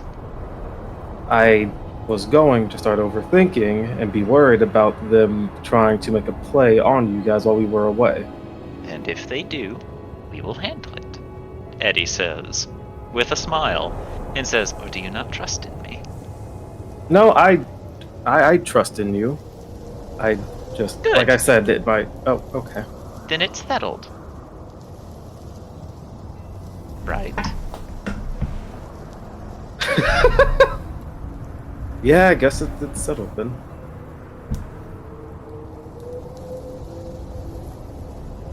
Of course, the group, or out of character, of course, the group of old adventurers would be totally against splitting the party.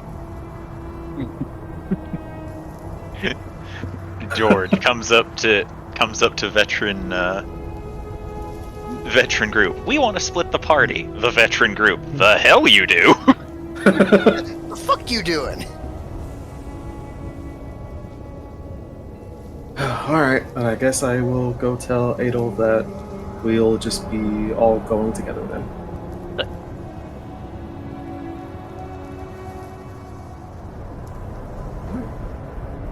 And he will start to head off.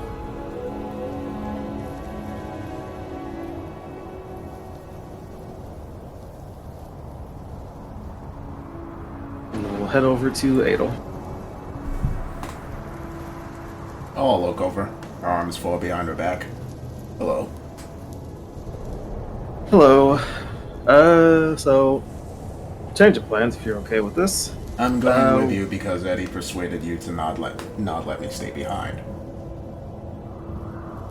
Well, it's not that she really persuaded me. She pointed out some things that I didn't really think about before. In a formal discussion, Yes. also known as persuasion. Anyway, yes, you're coming with us. Hey, old smile. I know.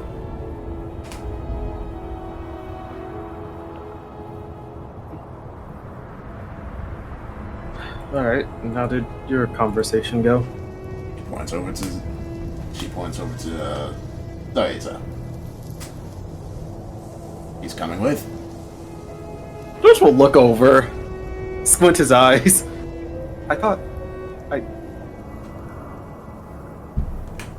How? What? What? Okay. The other two did not want to travel with us. You did Okay. ask for two of my mother's daughters, I remember you saying, and here we are.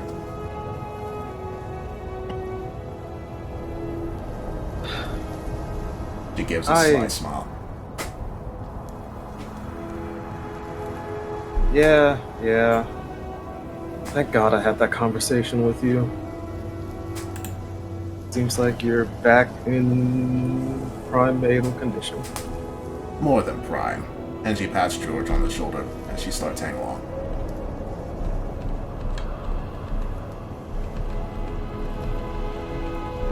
Wait, George, what kind of thought? Did you explain to her what was going on? Yep.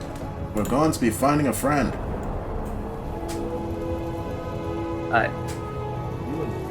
Details. Okay.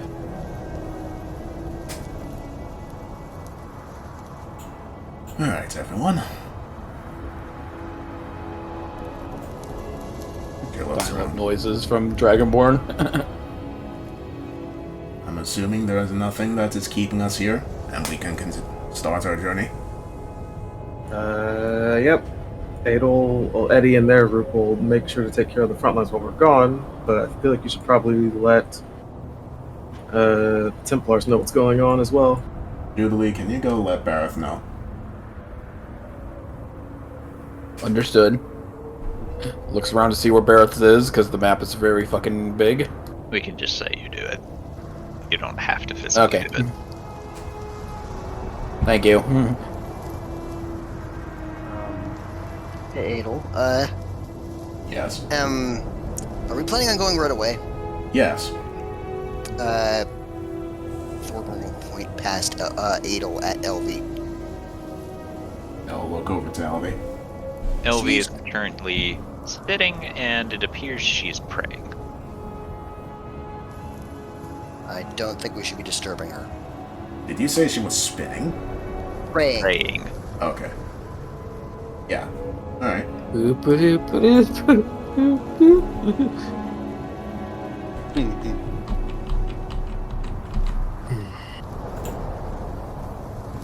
I was going to crouch down near Elvie. As you crouch down, of course, you're an elf, so you would know the elven language.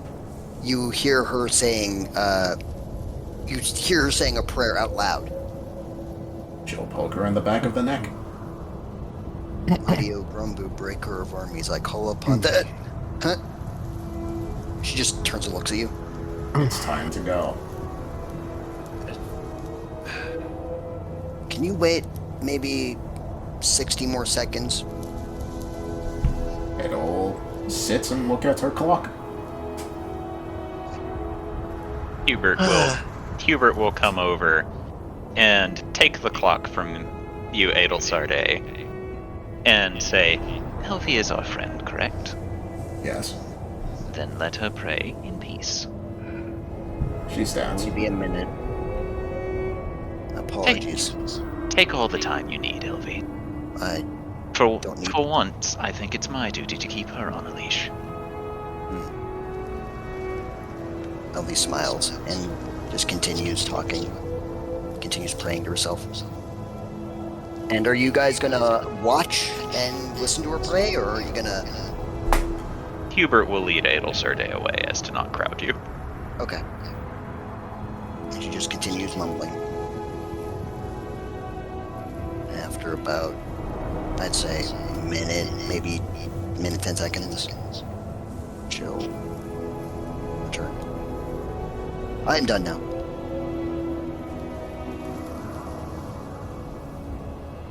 Then let's go. Hubert has not given you the clock back, by the way. Please give me my clock back, Hubert. You'll get this back whenever you have earned it. When I have what? Earned it. Very well. Okay. Because there is a specific action that you need to do before you can get this back. Alright. Sorry, Gloomhollow. No apologies needed, but thank you.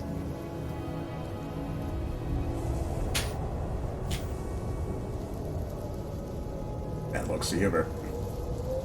Are we ready to go? Hubert says. Wow. Yes, let's go.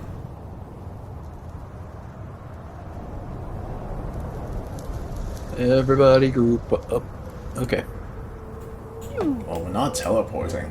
We don't know where it is, just the direction.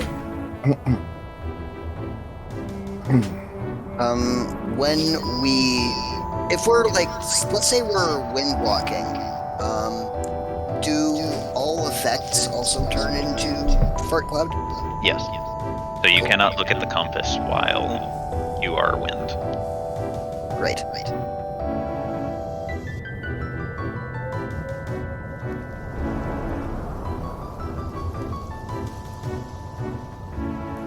Well, My suggestion is we head east, Yeah, it's due east. and then when we're We'll need to done stop every... moving, we can double check the compass then.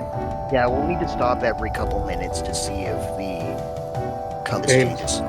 We do Windwalk. We could just do like travel for an hour, sit down, see where the compass points us to, and then keep going like that. Since it only takes us a minute to transform. Yeah, that sounds about correct, yeah. Good plan. There's also the chance that we can just travel for the entire day's time, and if we have to backtrack a little, we can just do that. That also works. Yeah, that can also work.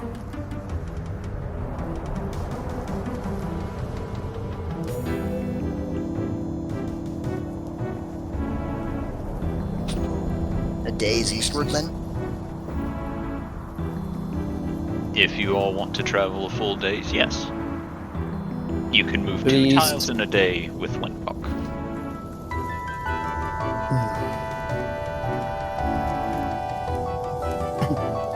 And I will be doing such a thing. I mean, it's Adelsar Day's token, so.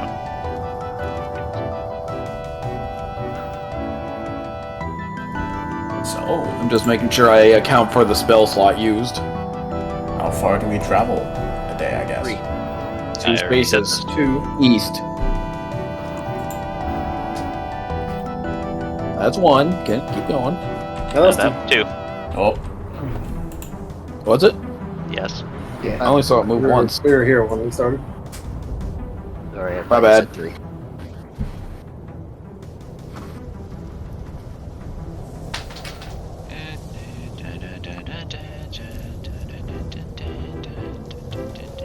Shit.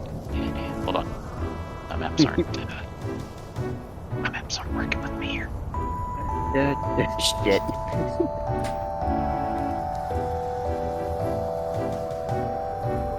Just.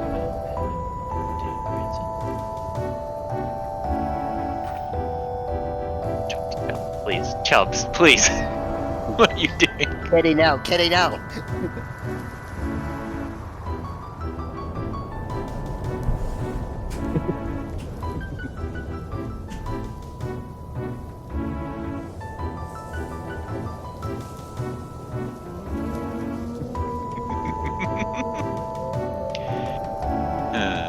That's funny.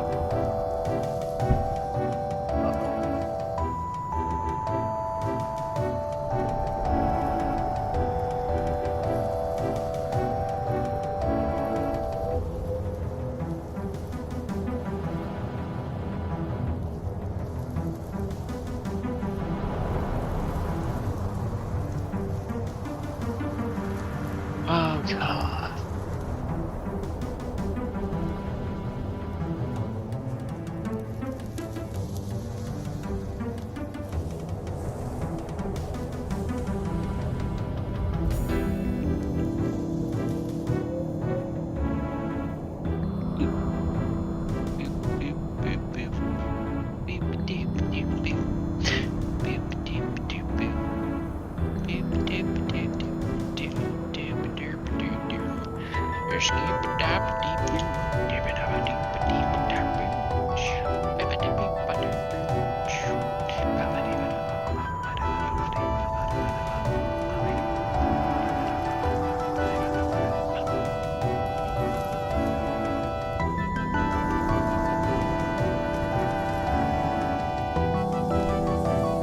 Alright.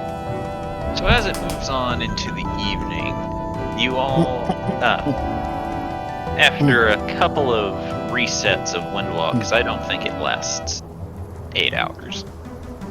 I thought it did. I don't remember. Let me double check. It doesn't matter. I said you guys can move 2 squares, so. But you will. 8 hours. It lasts 8 hours. Okay. So with 2 casts of Windwalk, that'll be about 16 hours of travel. You all settle down. You all settle down, and there is a nearby pit that appears to have had. It appears to have been made into a makeshift campsite for the time being, but it appears that it has since been abandoned. Hubert? Yes. Can you check if the place is safe, please? Of course. Shall I accompany him?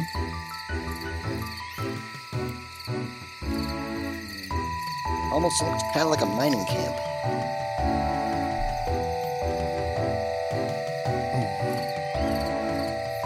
Guess not. Sorry, I felt like my question was completely ignored, so... Yeah. You didn't ask Hubert. Elle Well, I doesn't asked know, Adel, and Elle doesn't know, so she's not answering yet. I asked if I should accompany Hubert. Yeah, she doesn't know, so she's not answering yet. She's just observing. for God now. damn it.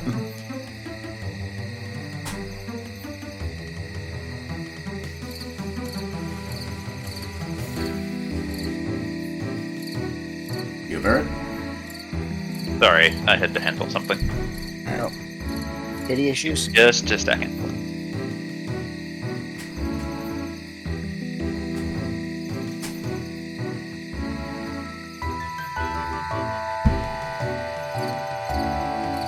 I'm not imagining it's kitty problems, but I don't know.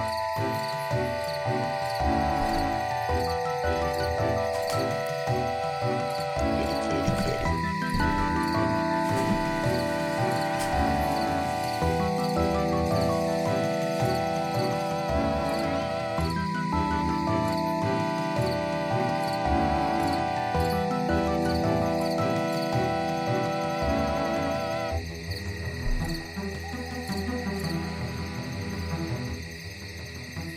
Alright, I'm back. Uh, oh, and while I'm thinking about it, because someone said problems, next week I am going to have to cancel D&D Ah, poo. because on the 21st I will be having surgery, so I probably won't be feel like DMing. Indeed. Yeah, On the probably You know what's not. funny? Yeah, that's fine. Pregnant.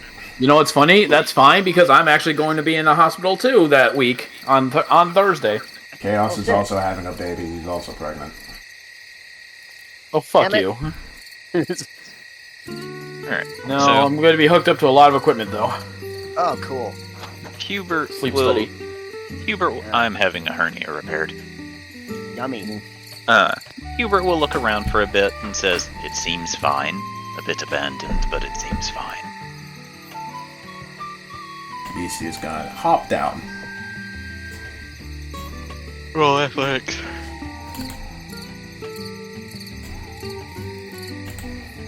Okay, Sweet. you hop down with little issue. Ada will walk down. Yep, so will Otto. Yes. LV will walk down, Thorgrim will run down.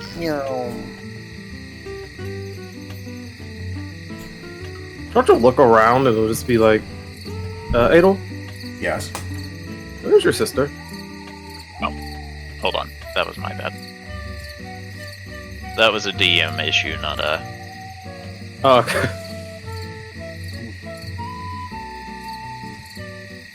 There we go. Eloise just looks over here. Where the hell have you been?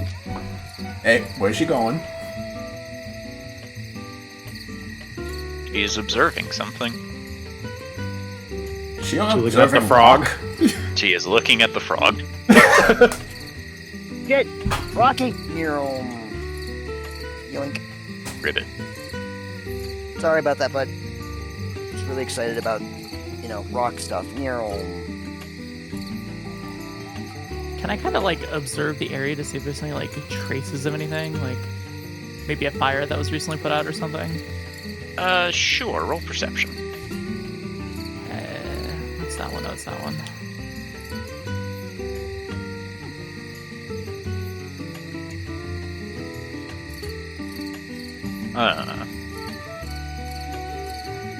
It hasn't been put out recently. The fire is very cold and,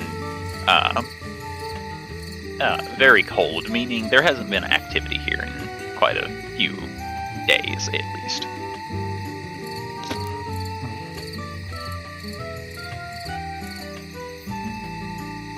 Okay.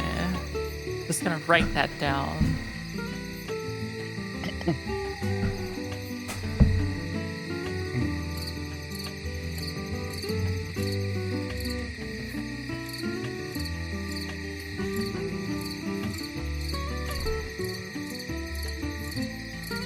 Here, Bird. Yes. Can I have my clock back now? He takes the clock out and looks at it and says, "In a minute," and puts it away.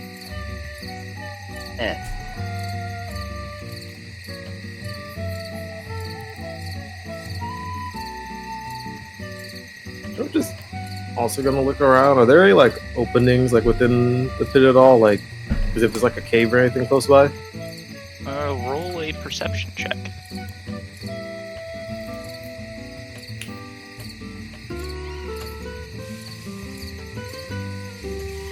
Ooh. Look at all these rocks! Did you say rocks?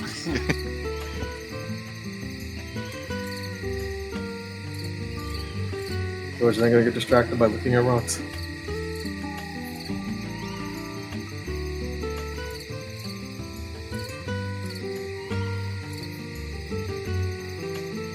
Florida was kind of curious to see if there's any sort of mining equipment around.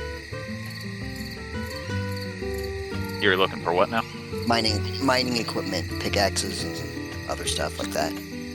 Roll a perception. Perception. Dwarf perception. Go. You look around and you see what appear to be broken pickaxes in some of the corners. Some of the crates have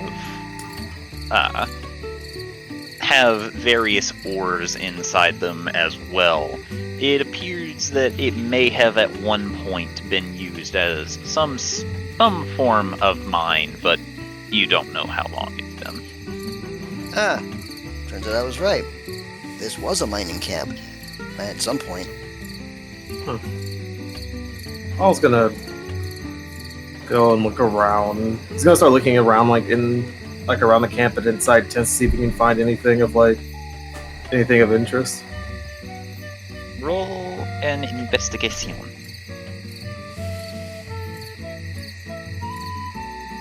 I'm going to flash of genius that.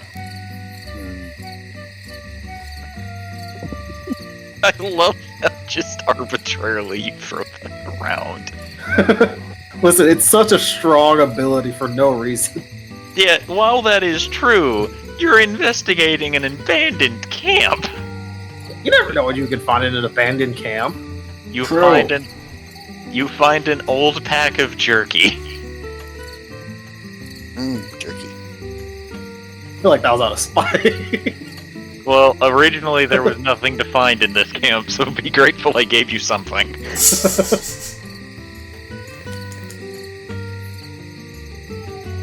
They'll find the jerk and be like, "Beastie." Beastie will look over. He'll toss her the pack of jerky. She'll catch and look at it. Ooh, jerky.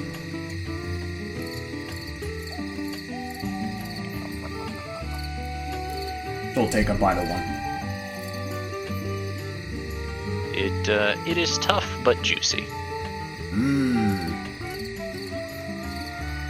Thanks, Bag. No problem. Not really anything of note here at all, from what I could tell, other than the jerky.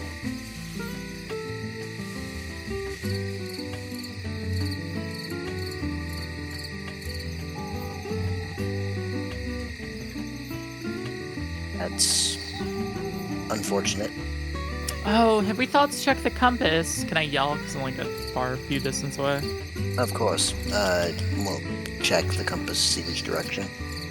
There was no need to yell, but yelling makes it funnier. Yeah. Well, you know, I is it like 10 feet each square or something like that? 5. And It's 5. Oh. Yeah, you're yelling at someone Yelling for no who's reason. Just 55 feet away. Yeah. Yeah. Not only So, that, but you're not. theoretically, it's like you're yelling at someone on the other side of the room. Yeah, and you're not in combat, so I'm not going to impose difficulty of hearing. Yeah, well, she yells it anyway. No. Though again, for hilarity's sake, go Gotta ahead. make sure she's heard. Check the compass, knave! Yes, madam. Yes, I am checking the compass. Which direction does it now point? It is now pointing southeast. Check the map, No. To the map. please. You can check the map tomorrow when you start traveling. I'm not swapping maps again. Yeah. It is now pointing this way. Alright, so we're making good progress at least. Yes.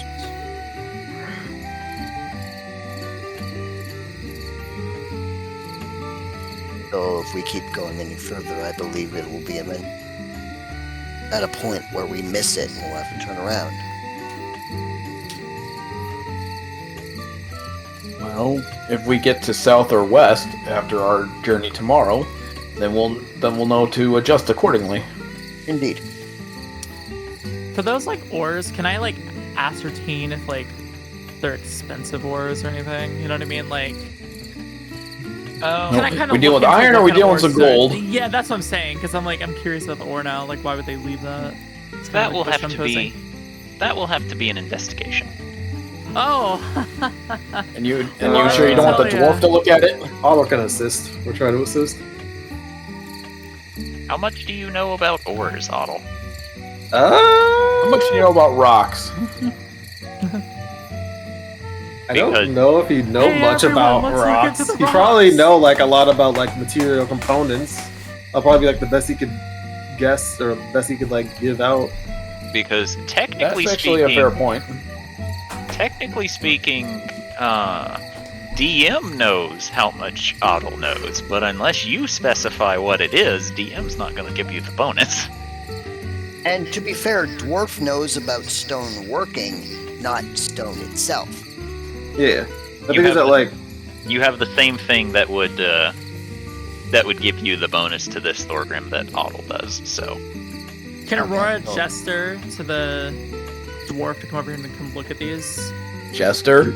You absolutely Well, can. gesture. Yeah, can she like wave over towards the dwarf to like come here, you know?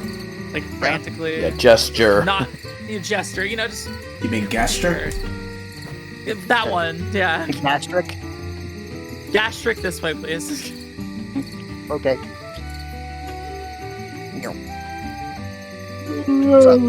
Also, fun fact: my players have in fact found an undead jester. So A Yeah, he's undead fine. jester? yes, you've met one Yeah. of those two. What was he Forgive gesturing? me. Finger. I see. The undead jester was my. gesturing. An undead jester gestures with his finger. How lewd. But anyway, same rule applies to you, Matt. You have to tell me what you have that will give you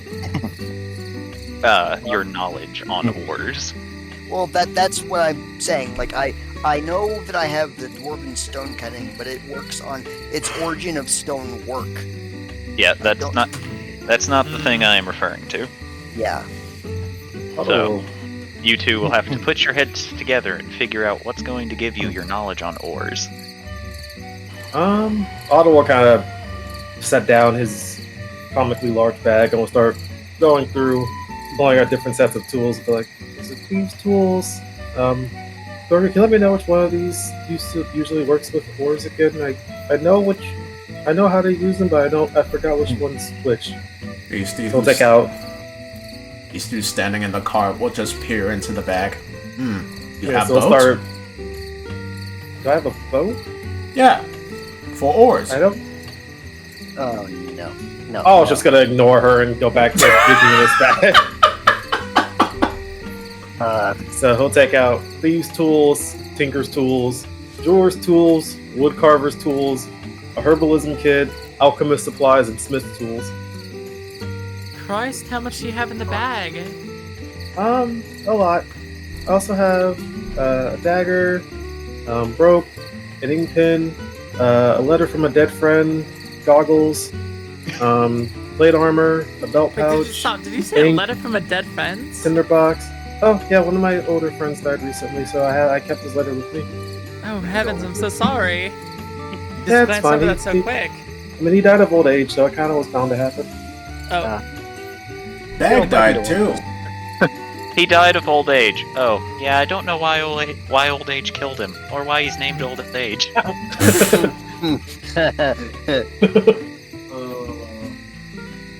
He still points over to Otto. Bag died too. So did Few Dwarf, of us and have she it points at at one point or Borgrim. another. So as Wait, Princess and Dancer and Gloomy and George and sorry, Priest. they died? Yes. Actually, the priest technically has not died yet. He's She's just gonna gotten poke close. the. You have Aurora's died gonna once. poke the dwarf, Oh, never mind. like make Ow. sure they're still like flesh, like Ow. poke him in the face. Ow! Sorry, yeah, you still. For context, we have technically died, but we were brought back with the revivify spell. Yeah, we have a couple people who know cleric magic. Oh my god, that's traumatic. Christ. Yeah, it sucks. He's Yeah, I defensive. wouldn't recommend it. I got to see my wife though, which was nice. Me don't know what big Oh. problem is. It's like sleeping, but better. Oh. I don't know about better. Also back to what the to look at the smith's tools. Would you even remember if those are the ones that works with ores? Okay. Yeah, What does a blacksmith do? works. It's the smith's tools. Slaps Chris Rock. Works with rocks and ores. That was a good one. No, hold on. That was a good Okay. one. Yeah, What do blacksmiths do? What do they work with? weapons. No, they No. make weapons. What do they make weapons out of? Yes. Ores. Weapons and armor, they're good at many things. Yeah, and other things. Like He'll hammers. then look at the smith's tools and he'll just give himself a face palm after that. And Oh. then Thorgrim Now will that you- kind of just look at Otto and like as he looks at his thieves tools and pull out his own thieves tools and be like, eh? Smith's tools. Or Smith's tools. Yeah, sorry. The hell? Okay, Yes, listen, it I was- want it was the to smith's tools. ascertain whether these are valuable ores, and the reason being is why the hell would you leave them in a camp? Yes. Days on Alright. end, the fire's been out for a couple nights. Do you want me to just make a check with my Smith's tools then? You and Otto can both roll investigation with advantage because you have Smith's tools, meaning you work with ores on a regular basis. Oh boy. Wow. I was half tempted to do another flash of genius. I'm not. It's all gonna be for nothing too. Watch, it's just iron. Joke's on you, it's mostly copper. Well, that's worse. No, that's actually worse. However, Otto, you do find one serene bluish silver ore that is within the mix of copper. He'll pull it up and said, "This is the only one that kind of looks like it was of value in some way, or might have Why been." would they leave that here? Would I have any familiarity with that ore, possibly from like Morag Yeah. or whatever? The heck is that? Maybe like shiny rock. You go, Roll. what the heck is this check? Aurora, you specifically get to roll an investigation with advantage. Otto, you can roll a regular investigation. Okay.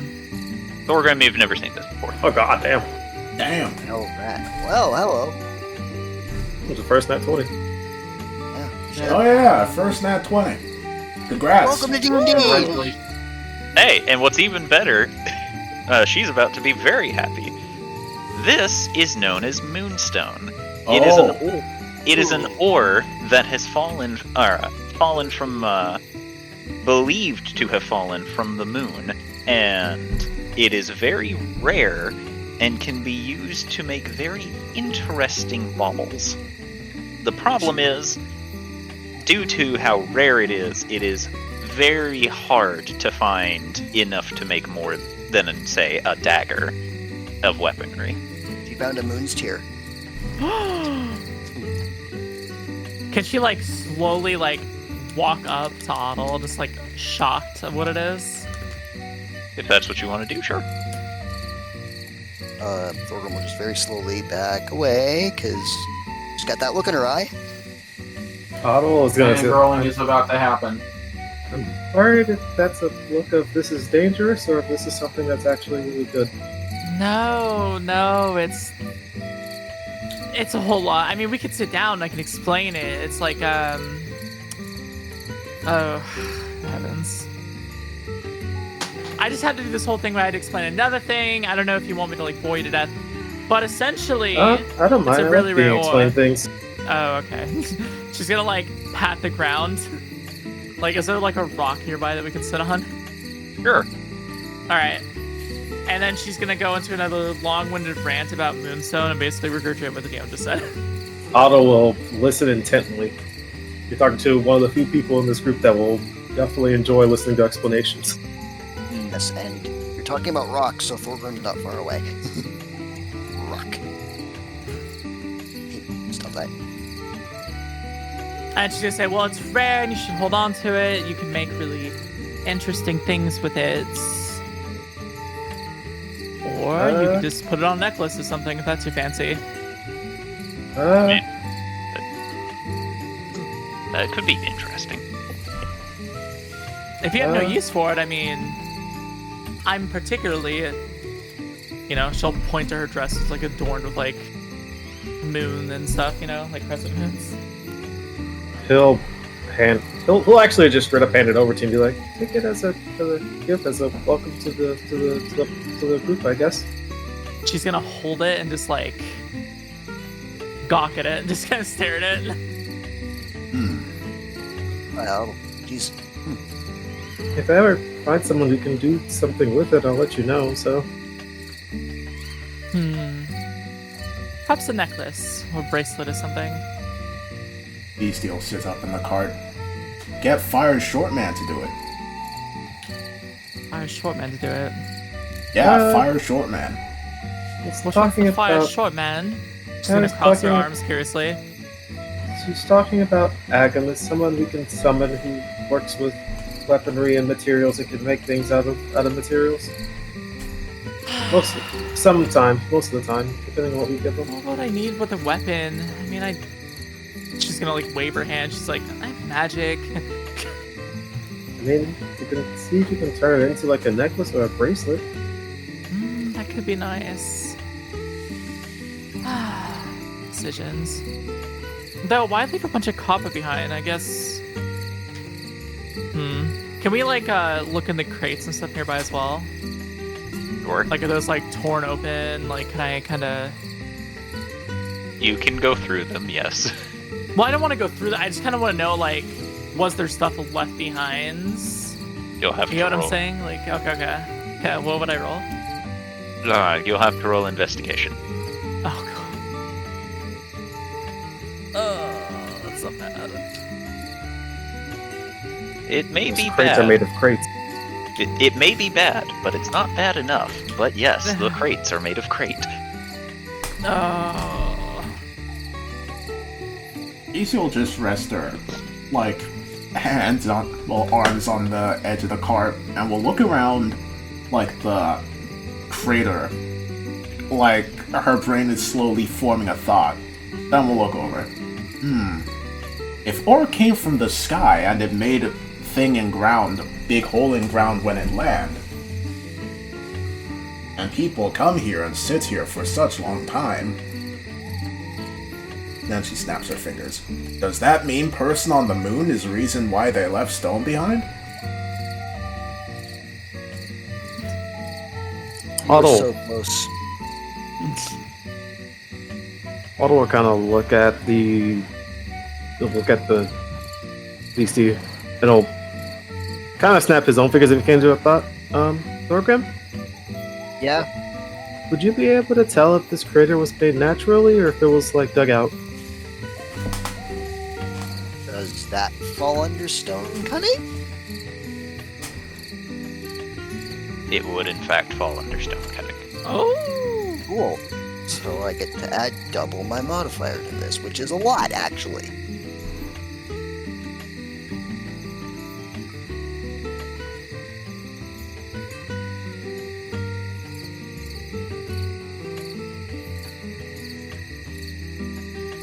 Just a moment.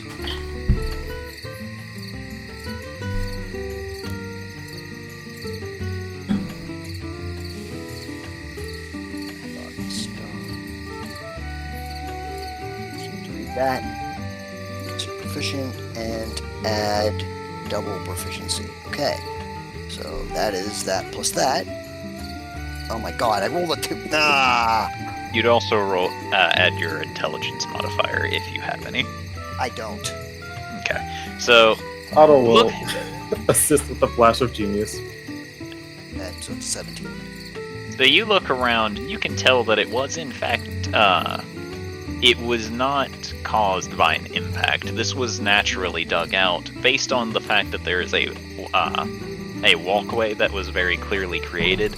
Your guess is that it landed a long time ago, and natural erosion caused it to be buried until it was uncovered by the miners. No dice. It seems to have landed a long time ago. Then, the earth, eroded, and then the miners came and dug shit up and created this. So, this isn't just because of the big rock falling. Huh. Okay. Good thought, though. Well, regardless, maybe we should use it and rest overnight. Yeah, probably. We're probably not going to get too much done tonight.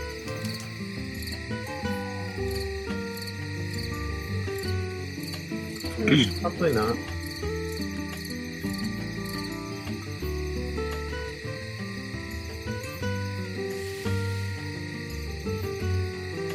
Excellent. Does anybody else want to do anything before bed? Ada will look to Hubert. Below just watching the sister. I guess Galodius go first. He's just watching George the sister, apparently. Alright. George will look over to Scalodius and be like, it's impolite to stare. Well, someone's got to keep an eye on her. She's not a prisoner, says Adel. I didn't say she was. And I just care about the well-being. And stop staring at her like she's going to stab you in the back. Scalodius looks confused in that. Because he was staring more like it was a child who was in a dangerous spot.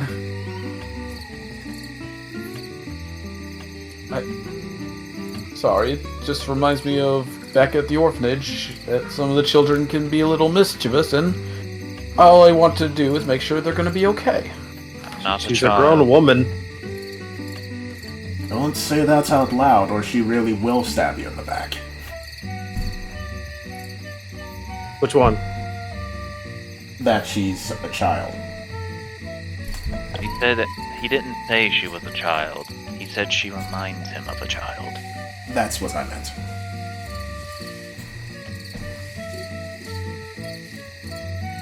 By the way, can I have my clock back now? Scalodius is kind of watching all this. I don't know, milady. Can you? I can, she says while extending her hand to Hubert. I'm glad you know that you can have it back, he says, not giving it back to you. Give me back my clock. Oh, that was very rude, my lady. You know, my lady, usually, I know you are of high standings, but usually us common folk have a word for that. Please To get give something me, what they want. Please give me back my clock. Hubert will eventually give you said clock. She'll take it and huff. If I'm not mistaken, I think he was looking for you to just say, may you have your clock back. I was. She glares at Hubert. He smiles to you. Jubilee just giggles.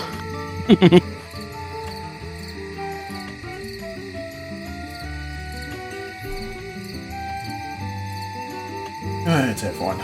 Be sure to get enough rest for tomorrow. Understood, milady. I will make sure to have my spells prepped and ready. Gloom Hollow? Elvie will draw herself up and just sort of look all with a surprising amount of importance and just go, if I may have all of your attention, please, specifically a certain new member of our pointed look at Aurora. I would like to present all of you. She takes out the door, the small porcelain door statue, places it in midair, lets go, and the porcelain statue remains in place. She pulls it, almost like she's undoing a door or opening a door with a door handle, pulls it open, and there's an extra dimensional space that just appears out of nowhere. And Yay, mansion time! She ushers to the group and says, "Welcome to Alviriel's extravagant state."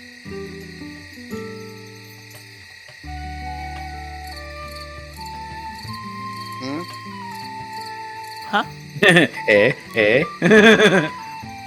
Made him like a magic house or something. It's really cool. We have a shelter. We have a house. Magic. When Elvie doesn't use her high spells, she actually has enough magic to make a whole shelter for us, and it's like a mansion. I'll explain the mansion, how it's a magic mansion in an interdimensional space, and yada yada yada. Will start rambling, doing his auto rambles. Have you ever seen Doctor Who? No, I haven't. I heard it's good, but I've never seen it yet. It's my fault. It's my fault. Okay, it's a door that leads to a mansion. That's all you need to know. Oh, so it's like, okay, I Nope. kind of get the concept. An alternate dimension that is taking the form of a very fancy house. Okay. Yes. And as Aurora enters, Elvie will say, "I have rooms specifically tailored to every single member of this group, and I am currently working on formulating one for you. However, it is not complete yet, so you only have one room out of the 3-person suite the others have. I will get to the other 2 rooms in time. Apologies." Okay, well, I appreciate the gesture. You're welcome. Gesture, and she's gonna be like confused while holding her stone still. Her mind's like focused on that, Jubilee leans over to Elvie. I'm guessing you might want to do a lunar theme. Oh yes, I already have ideas. In the meantime, I suppose you can only see all of our rooms. Indeed.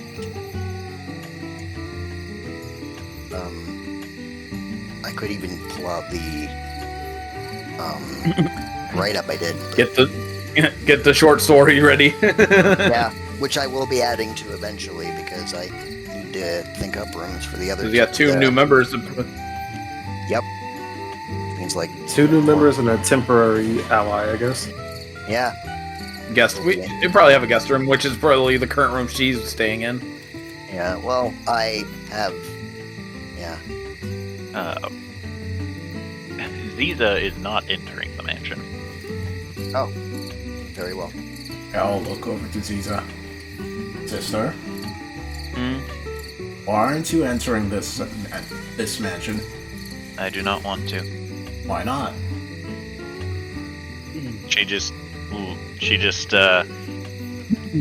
opens one eye and looks at you and says, "I simply do not wish to." He'll start floating up towards her with her dark ether wings. While I trust that you can be safe on your own out here, don't you think it would be better if you spent some time inside with me? We could talk about things. Like how the kingdom has been doing. It's been doing fine. How your time in the kingdom has been going? Boring. About Until recently. about my own adventures in this lands?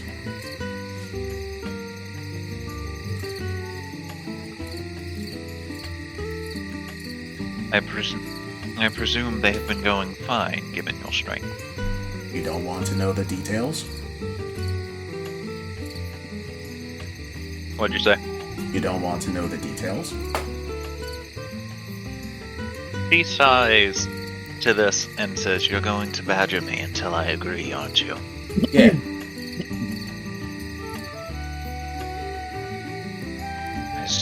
I swear I hope none of your friends have ever had younger sisters. She kind of says this for a moment. Actually, I don't think they do. At least if they do, they haven't spoken about them. Then they are lucky. Younger sisters prove to be more annoying than anything else, but she does eventually stand. I'll touch back down on the ground and head into the mansion. Does Thorgrim hear this? Yes. Thorgrim will shout behind him as he's walking in. I do. Her name's Catherine. Because she is annoying Dwarven as lore. Adel. In a different way. A very dwarven way. Lots of swear words, lots of fighting.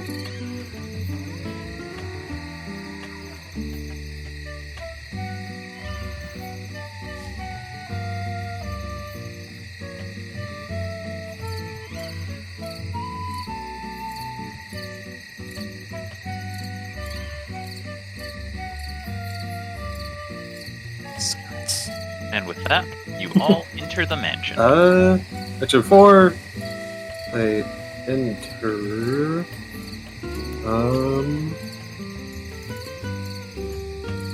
Well, dang, never mind. I don't think this will work. Hey.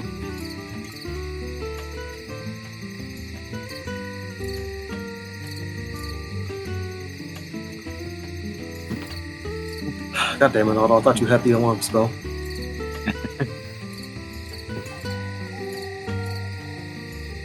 Actually, just before the group starts filing into the LV, we'll sort of, as she's ruminating about bedding arrangements and just room arrangement, she will have her eureka moment, snap her fingers, and just before everyone enters, we'll know exactly how her three-bedroom or her three-room setup is going to be.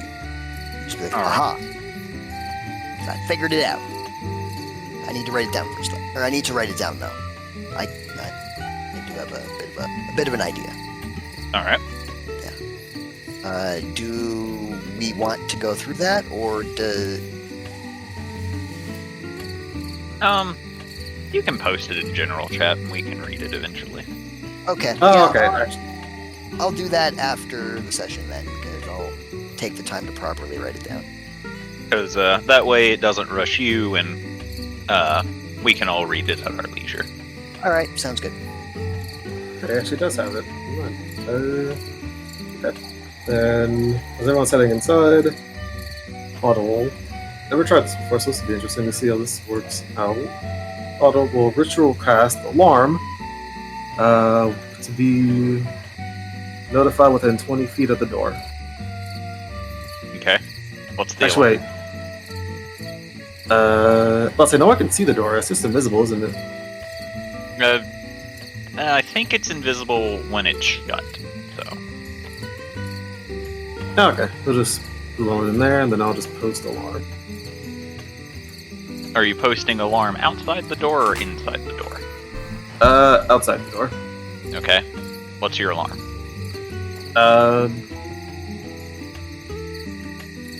You said what the notification is gonna be for him?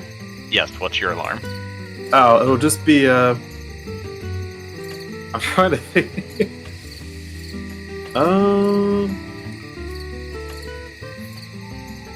It's gonna be a goat scream. Okay.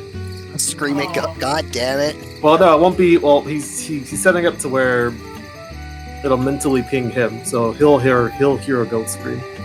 I was thinking it would be something like this.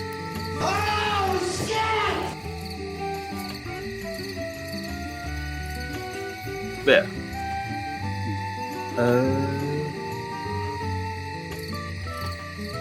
Oh yeah, the alarm's gonna be mental for Otto himself, so it's gonna be a goat scream for him that wakes him up. Okay. I love that I made the soundboard here. Yes. So I have to 20 I feet wish of I had the door. nitro because then I could have more. And he'll do that before he steps inside after everyone else. Alrighty.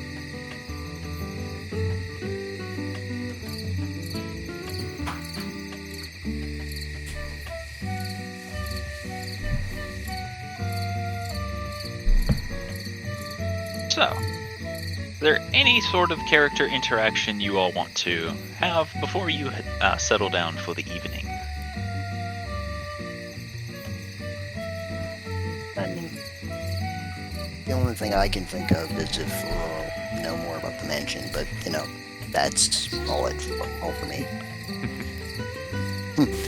I want to tell her about the mansion. What, like, kind of magic this is? Is she, like, aware? You would need to roll an Arcana for that. Oh, I am a Arcana kind of girly. Oh, I am. Like, Holy Oh, you know crap. exactly this. Yeah. If you would be so kind as to post what the spell does in Roll20, Matt. Yes. Yeah, you know this is very high level arcane magic.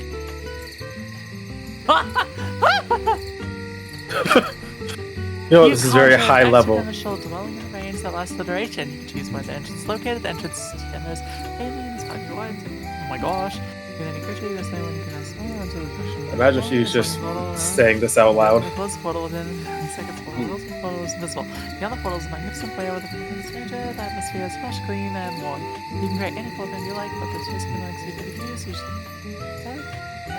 Oh my gosh. Oh my god.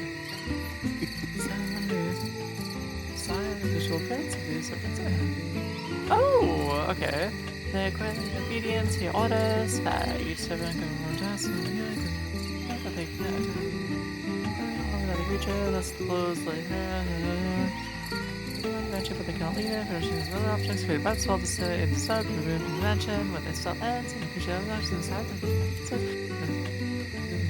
Okay.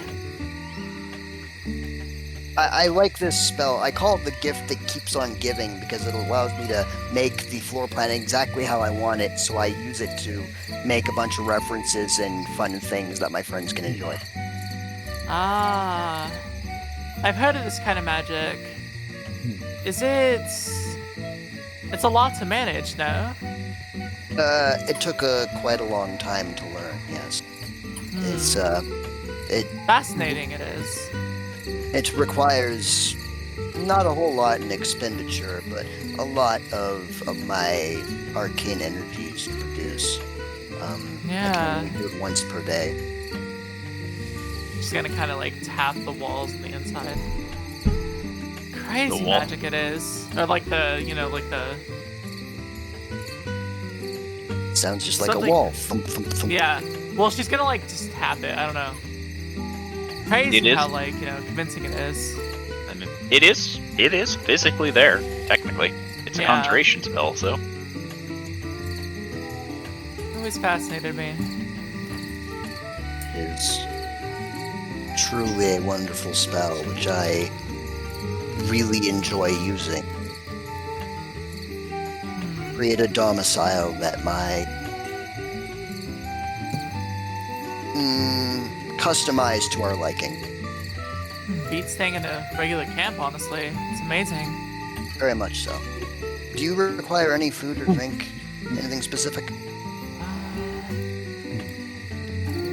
I'm not too picky. I mean, I want to try new things, right? Yeah, of course. Do you have anything in mind? What? Hey, Dan, what's like a really fancy dish? Like something extra. Chicken cordon bleu. Yummy. Yeah, could you request that? There you go. Yeah. Yes. Cordon bleu. Oh, And can I have like a fine red wine? Don Perignon. Yeah. yeah. Oh, the really fancy stuff. Okay. Yeah. Elvie will snap. And her she gets fingers. this like it's casual.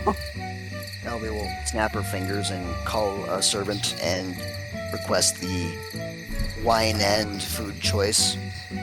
Oh They- my word. George is just like us, like, what the fuck did they just say? Chicken cordon bleu and Don Perignon. Hubert Oh. recites to you very casually, George. What the fuck is that? It is a dish of chicken and a fine wine. Oh. Amazing. Huh. So do keep in mind anything that you bring out of the mansion will immediately appear, as it is only a real object inside the mansion. You stay here forever. And she's gonna walk with like her dish and swirl her wine, like dancing in the little glass. Unfortunately, that is impossible. In about 24 hours, if you are still in the mansion, it will basically launch you back out of it. Paradise is only temporary. Indeed.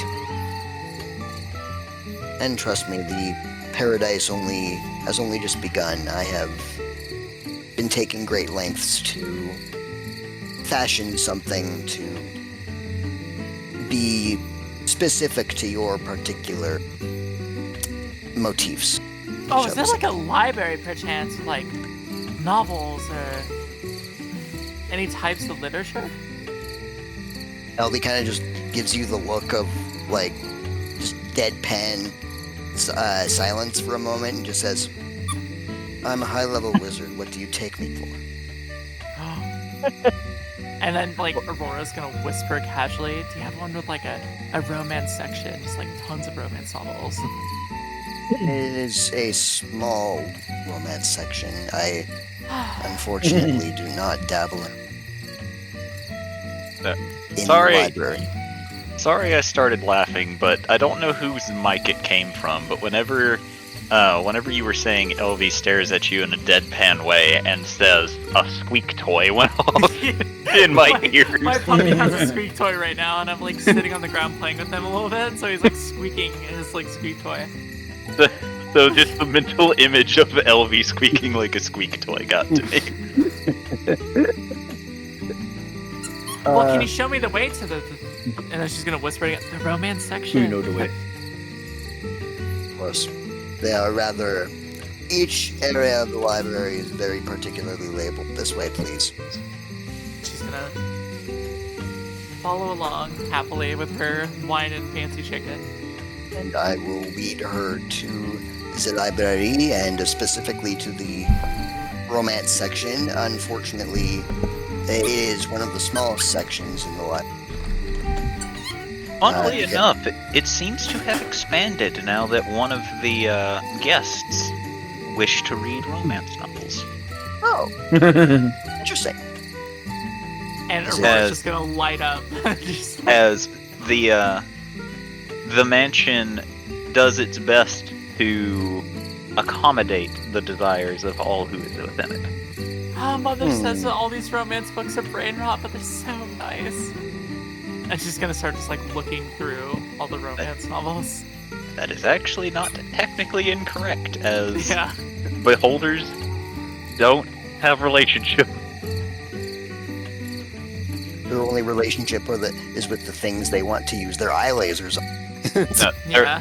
Their relationship is me, myself, and I, except for in the case of Aurora, because Aurora is special. I guess. Elvie will very calmly stand and watch as, I assume, completely fangirls and start pouring through all of the romance novels. Yeah. Can she just find one like called like Rogues of Love or some random shit? I don't know. I can't think of like a random romance title. Yeah, you will. Oh. I think you will like this one in particular. Her eyes are just gonna light up, and then she's gonna try and find like a comfortable area to. Because I'm pretty sure I don't have to rest, do I? I have to like only meditate for 4 hours for a long Technically, rest. yes. Yeah, technically. You are an elf, so you get the cheaty long rests. Indeed. Oh. The not so long rest, as I call it. Yeah. She's gonna excitedly take the book and go find somewhere comfortable to read. Elvie will also take a book from the shelf and also read. The romance novel that you have found is The Dolt and the Dragoness, which tells the story of a very energetic but seemingly stupid main character who is trying to woo a dragonborn woman. Oh, these ones are always the best. The main characters are so stupid. Well, stupidity does have its charm sometimes. Yeah, that's what I'm saying. The main character makes a lot of puns, which the dragonborn woman does not like at the beginning of the story, but slowly and surely grows to tolerate to some degree.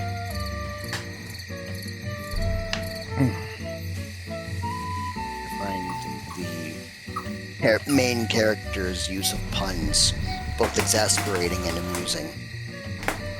Yeah, I kind of see how she slowly gets used to him over time. Indeed. Quite fascinating that. You can see her fondness for him scales quite a bit.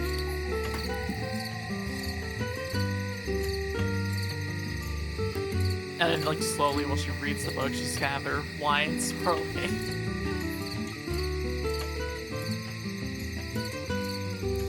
Did you get it? Yes, I got it. I did. I was asking Aurora, like, did you get it? Oh, sorry. Say again? She was, like, lost in her book. The fondness for the main character scaled over time. I do get it. I see the puns have affected you. Yes, I fear I've read that book one too many times. Oh, see? Like romance novels. Occasionally. Knowledge is one thing, but occasionally, even I like to relax. She's gonna just gently, like, close the book but have her, like, finger kind of in it to keep track of where she was. Say, Mother always said these books were brain rot. I find them so fascinating. Imagination is never brain rot, as you call it. Imagination is everything. Wish Mother felt that way. She's gonna go back to reading. Yes. Beholders are not particularly personable people or creatures.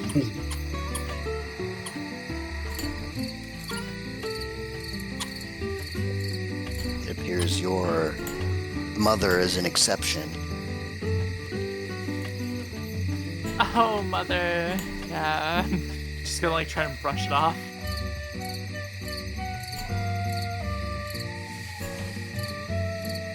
Maybe we'll just sort of lean back and continue reading.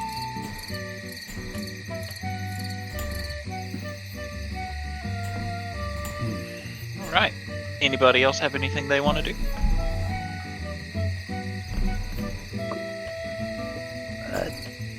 I think Thornton's just in the kitchen eating, like usual.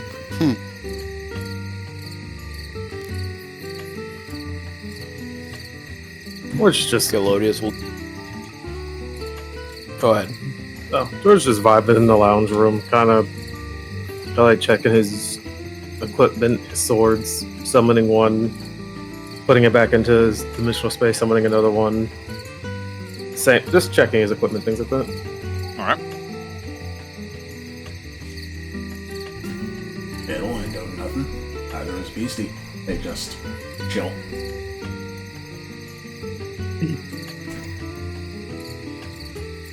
Galodius. Feasting with Thorgrim. Alright.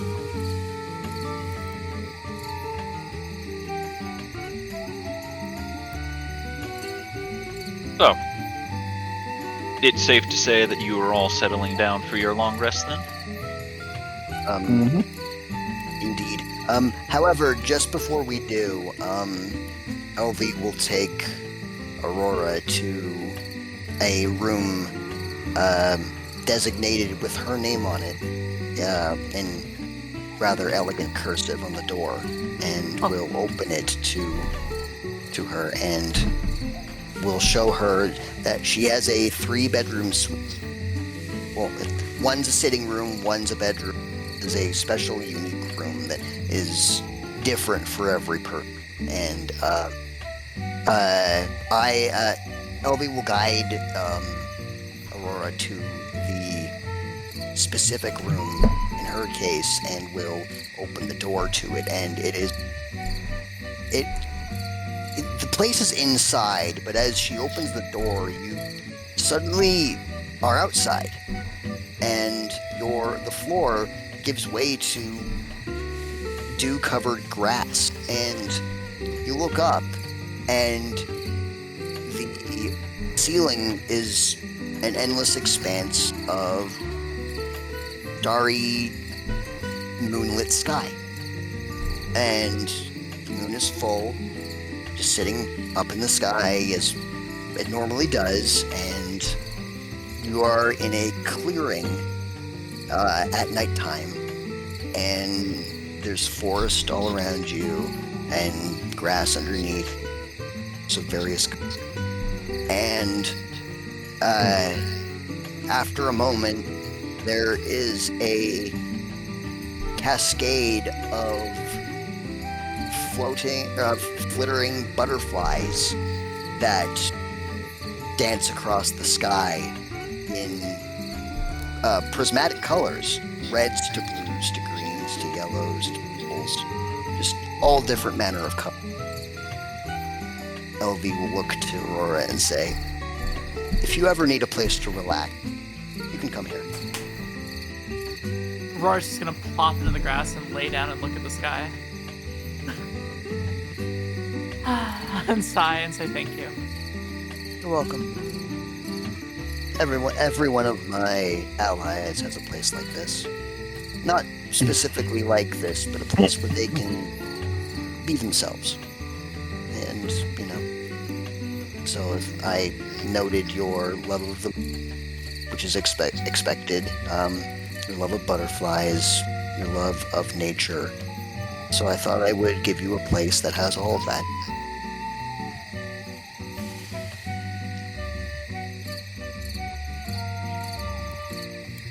It's amazing. It's truly breathtaking. Well, I'm glad you like it.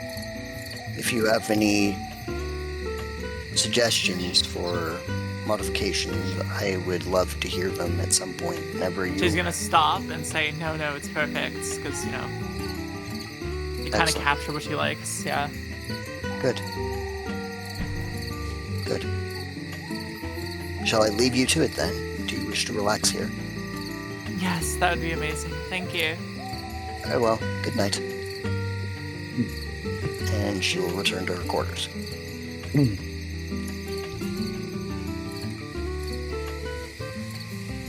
All right. It's such a shame that you didn't join us way back when I started introducing the moon as doing stuff, because I had a very good poem during one of the encounters my players were on. A poem? Yeah. Do you not remember it? No. What was the poem? Let's see. I'm probably not going to say it word for word, but Paraphrase. in the night of the pale moon's light, 5 brave fools came in the night. One brought iron, one brought stone, one brought power to move on its own. One brought knowledge and the power to think. The last brought nothing, for he paused and he blinked. Ooh, spooky. Yes, I remember the frickin' statue now and that bullshit. And when we went outside and the moon was just mean mugging us. Can you imagine how terrifying it is? You go out a fucking door, you look up, and the moon is an eye that's staring at you. You destroy it. And now, you know what I think about that? That's our mother.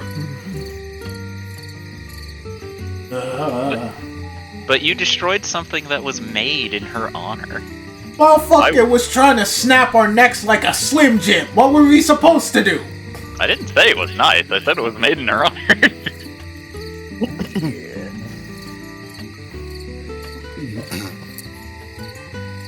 Alright, so Otto.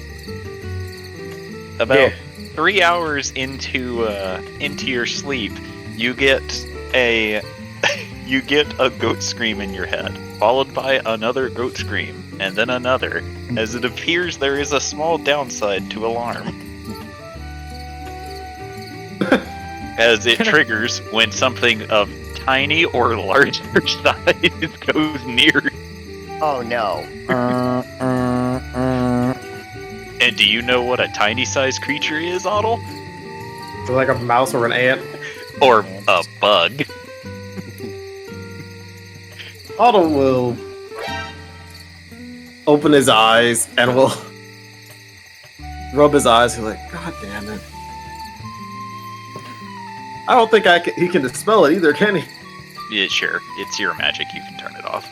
Okay, he'll turn off the... Constant screaming. I was gonna have once he went back to bed after he investigated, I was gonna go have Aurora just kind of step in and out and be like, wow, it's just so similar to the room in the night sky. He just keeps stepping back in and out.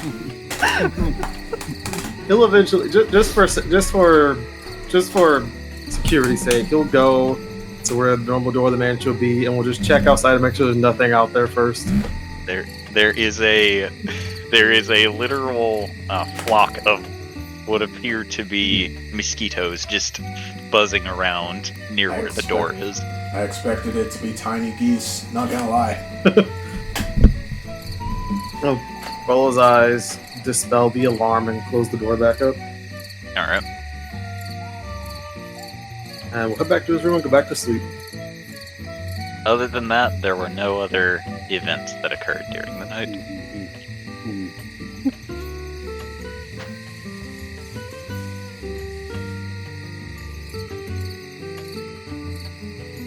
And the next morning, you will all wake up to a breakfast made by the mansion's near invisible servants, giving you the ability to eat before you begin your travels again. Eat. Whatever you request will be provided. And this is where I must part because I have to go get ready to raid. Oh, The have last fun. time. Thank you guys. I appreciate last time it. ever. I'll see you guys with this group for sure. I'll see you guys not next week, week after, right? We have to see how my recovery is going, but most Okay, likely, yeah. yes. You please recover well. I hope No. everything goes good. No, I'm gonna recover. I'm gonna recover poorly just to fight you. No, Thank you guys no. so much for having me. Okay, later. Thank See you. you guys in a week or two. Have a good night. I'll Thank you get for this joining. stuff sorted with JP. I'll make him sit down with me tonight. Thank you. Bye. Bye. Tane. Bye. Later. Now the rest of you. Oh, God. Roll initiative. Up with the rest of you. Roll initiative as you didn't check the meal. As all of those bugs flew in after Otto, and they were secretly evil. They're all They're all druids in mosquito form. They're all rogues. Sneak attack damage. Imagine. I just had a okay. Hold on. Imagine how crazy it would be if you were able to be like a monk rogue, and you polymorph and you like wild shape into a mosquito and still get sneak attack. I mean, ain't fairies tiny? Yes. However, first off, there isn't really an official D&D fairy race. Really? The one that is used commonly is a homebrew one. Secondarily, by all technicalities, even as a rogue, the fairy would never be able to deal more than 1 damage to a medium-sized creature. Okay. Why? There are damage restrictions. Now, although rules is written will allow them to, say, get their 10d6 sneak attack damage on their attack. The unfortunate thing is, there's this wonderful rule that I like to refer to as the rule of logic.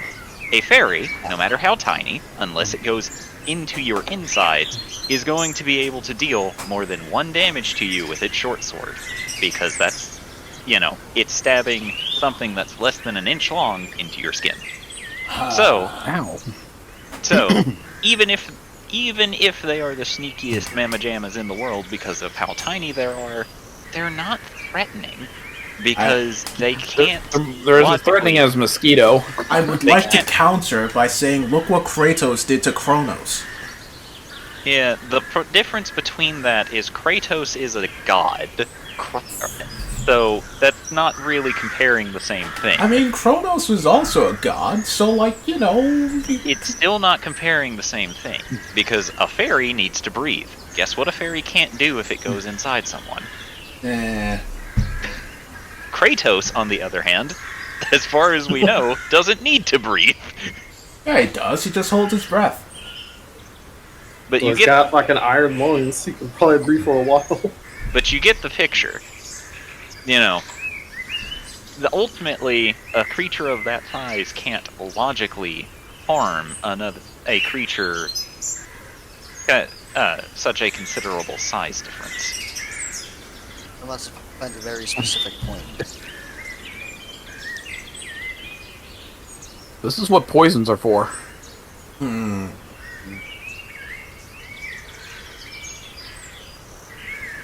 By the way, I'm just gonna throw that out there. Thor's boss fight in God of War Ragnarok is one of the best boss fights I've ever seen in my life. It's really good. So good. So not spoilers. It's like the first big fight you do in the game. It's so good. Oh.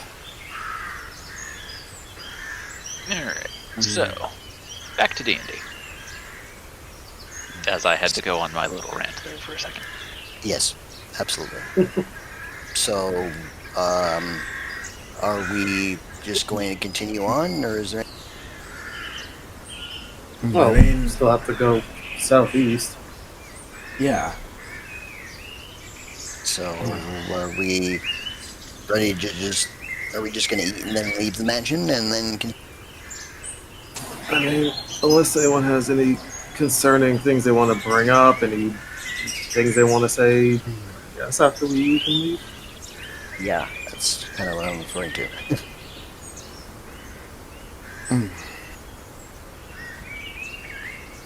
I don't have anything at the moment.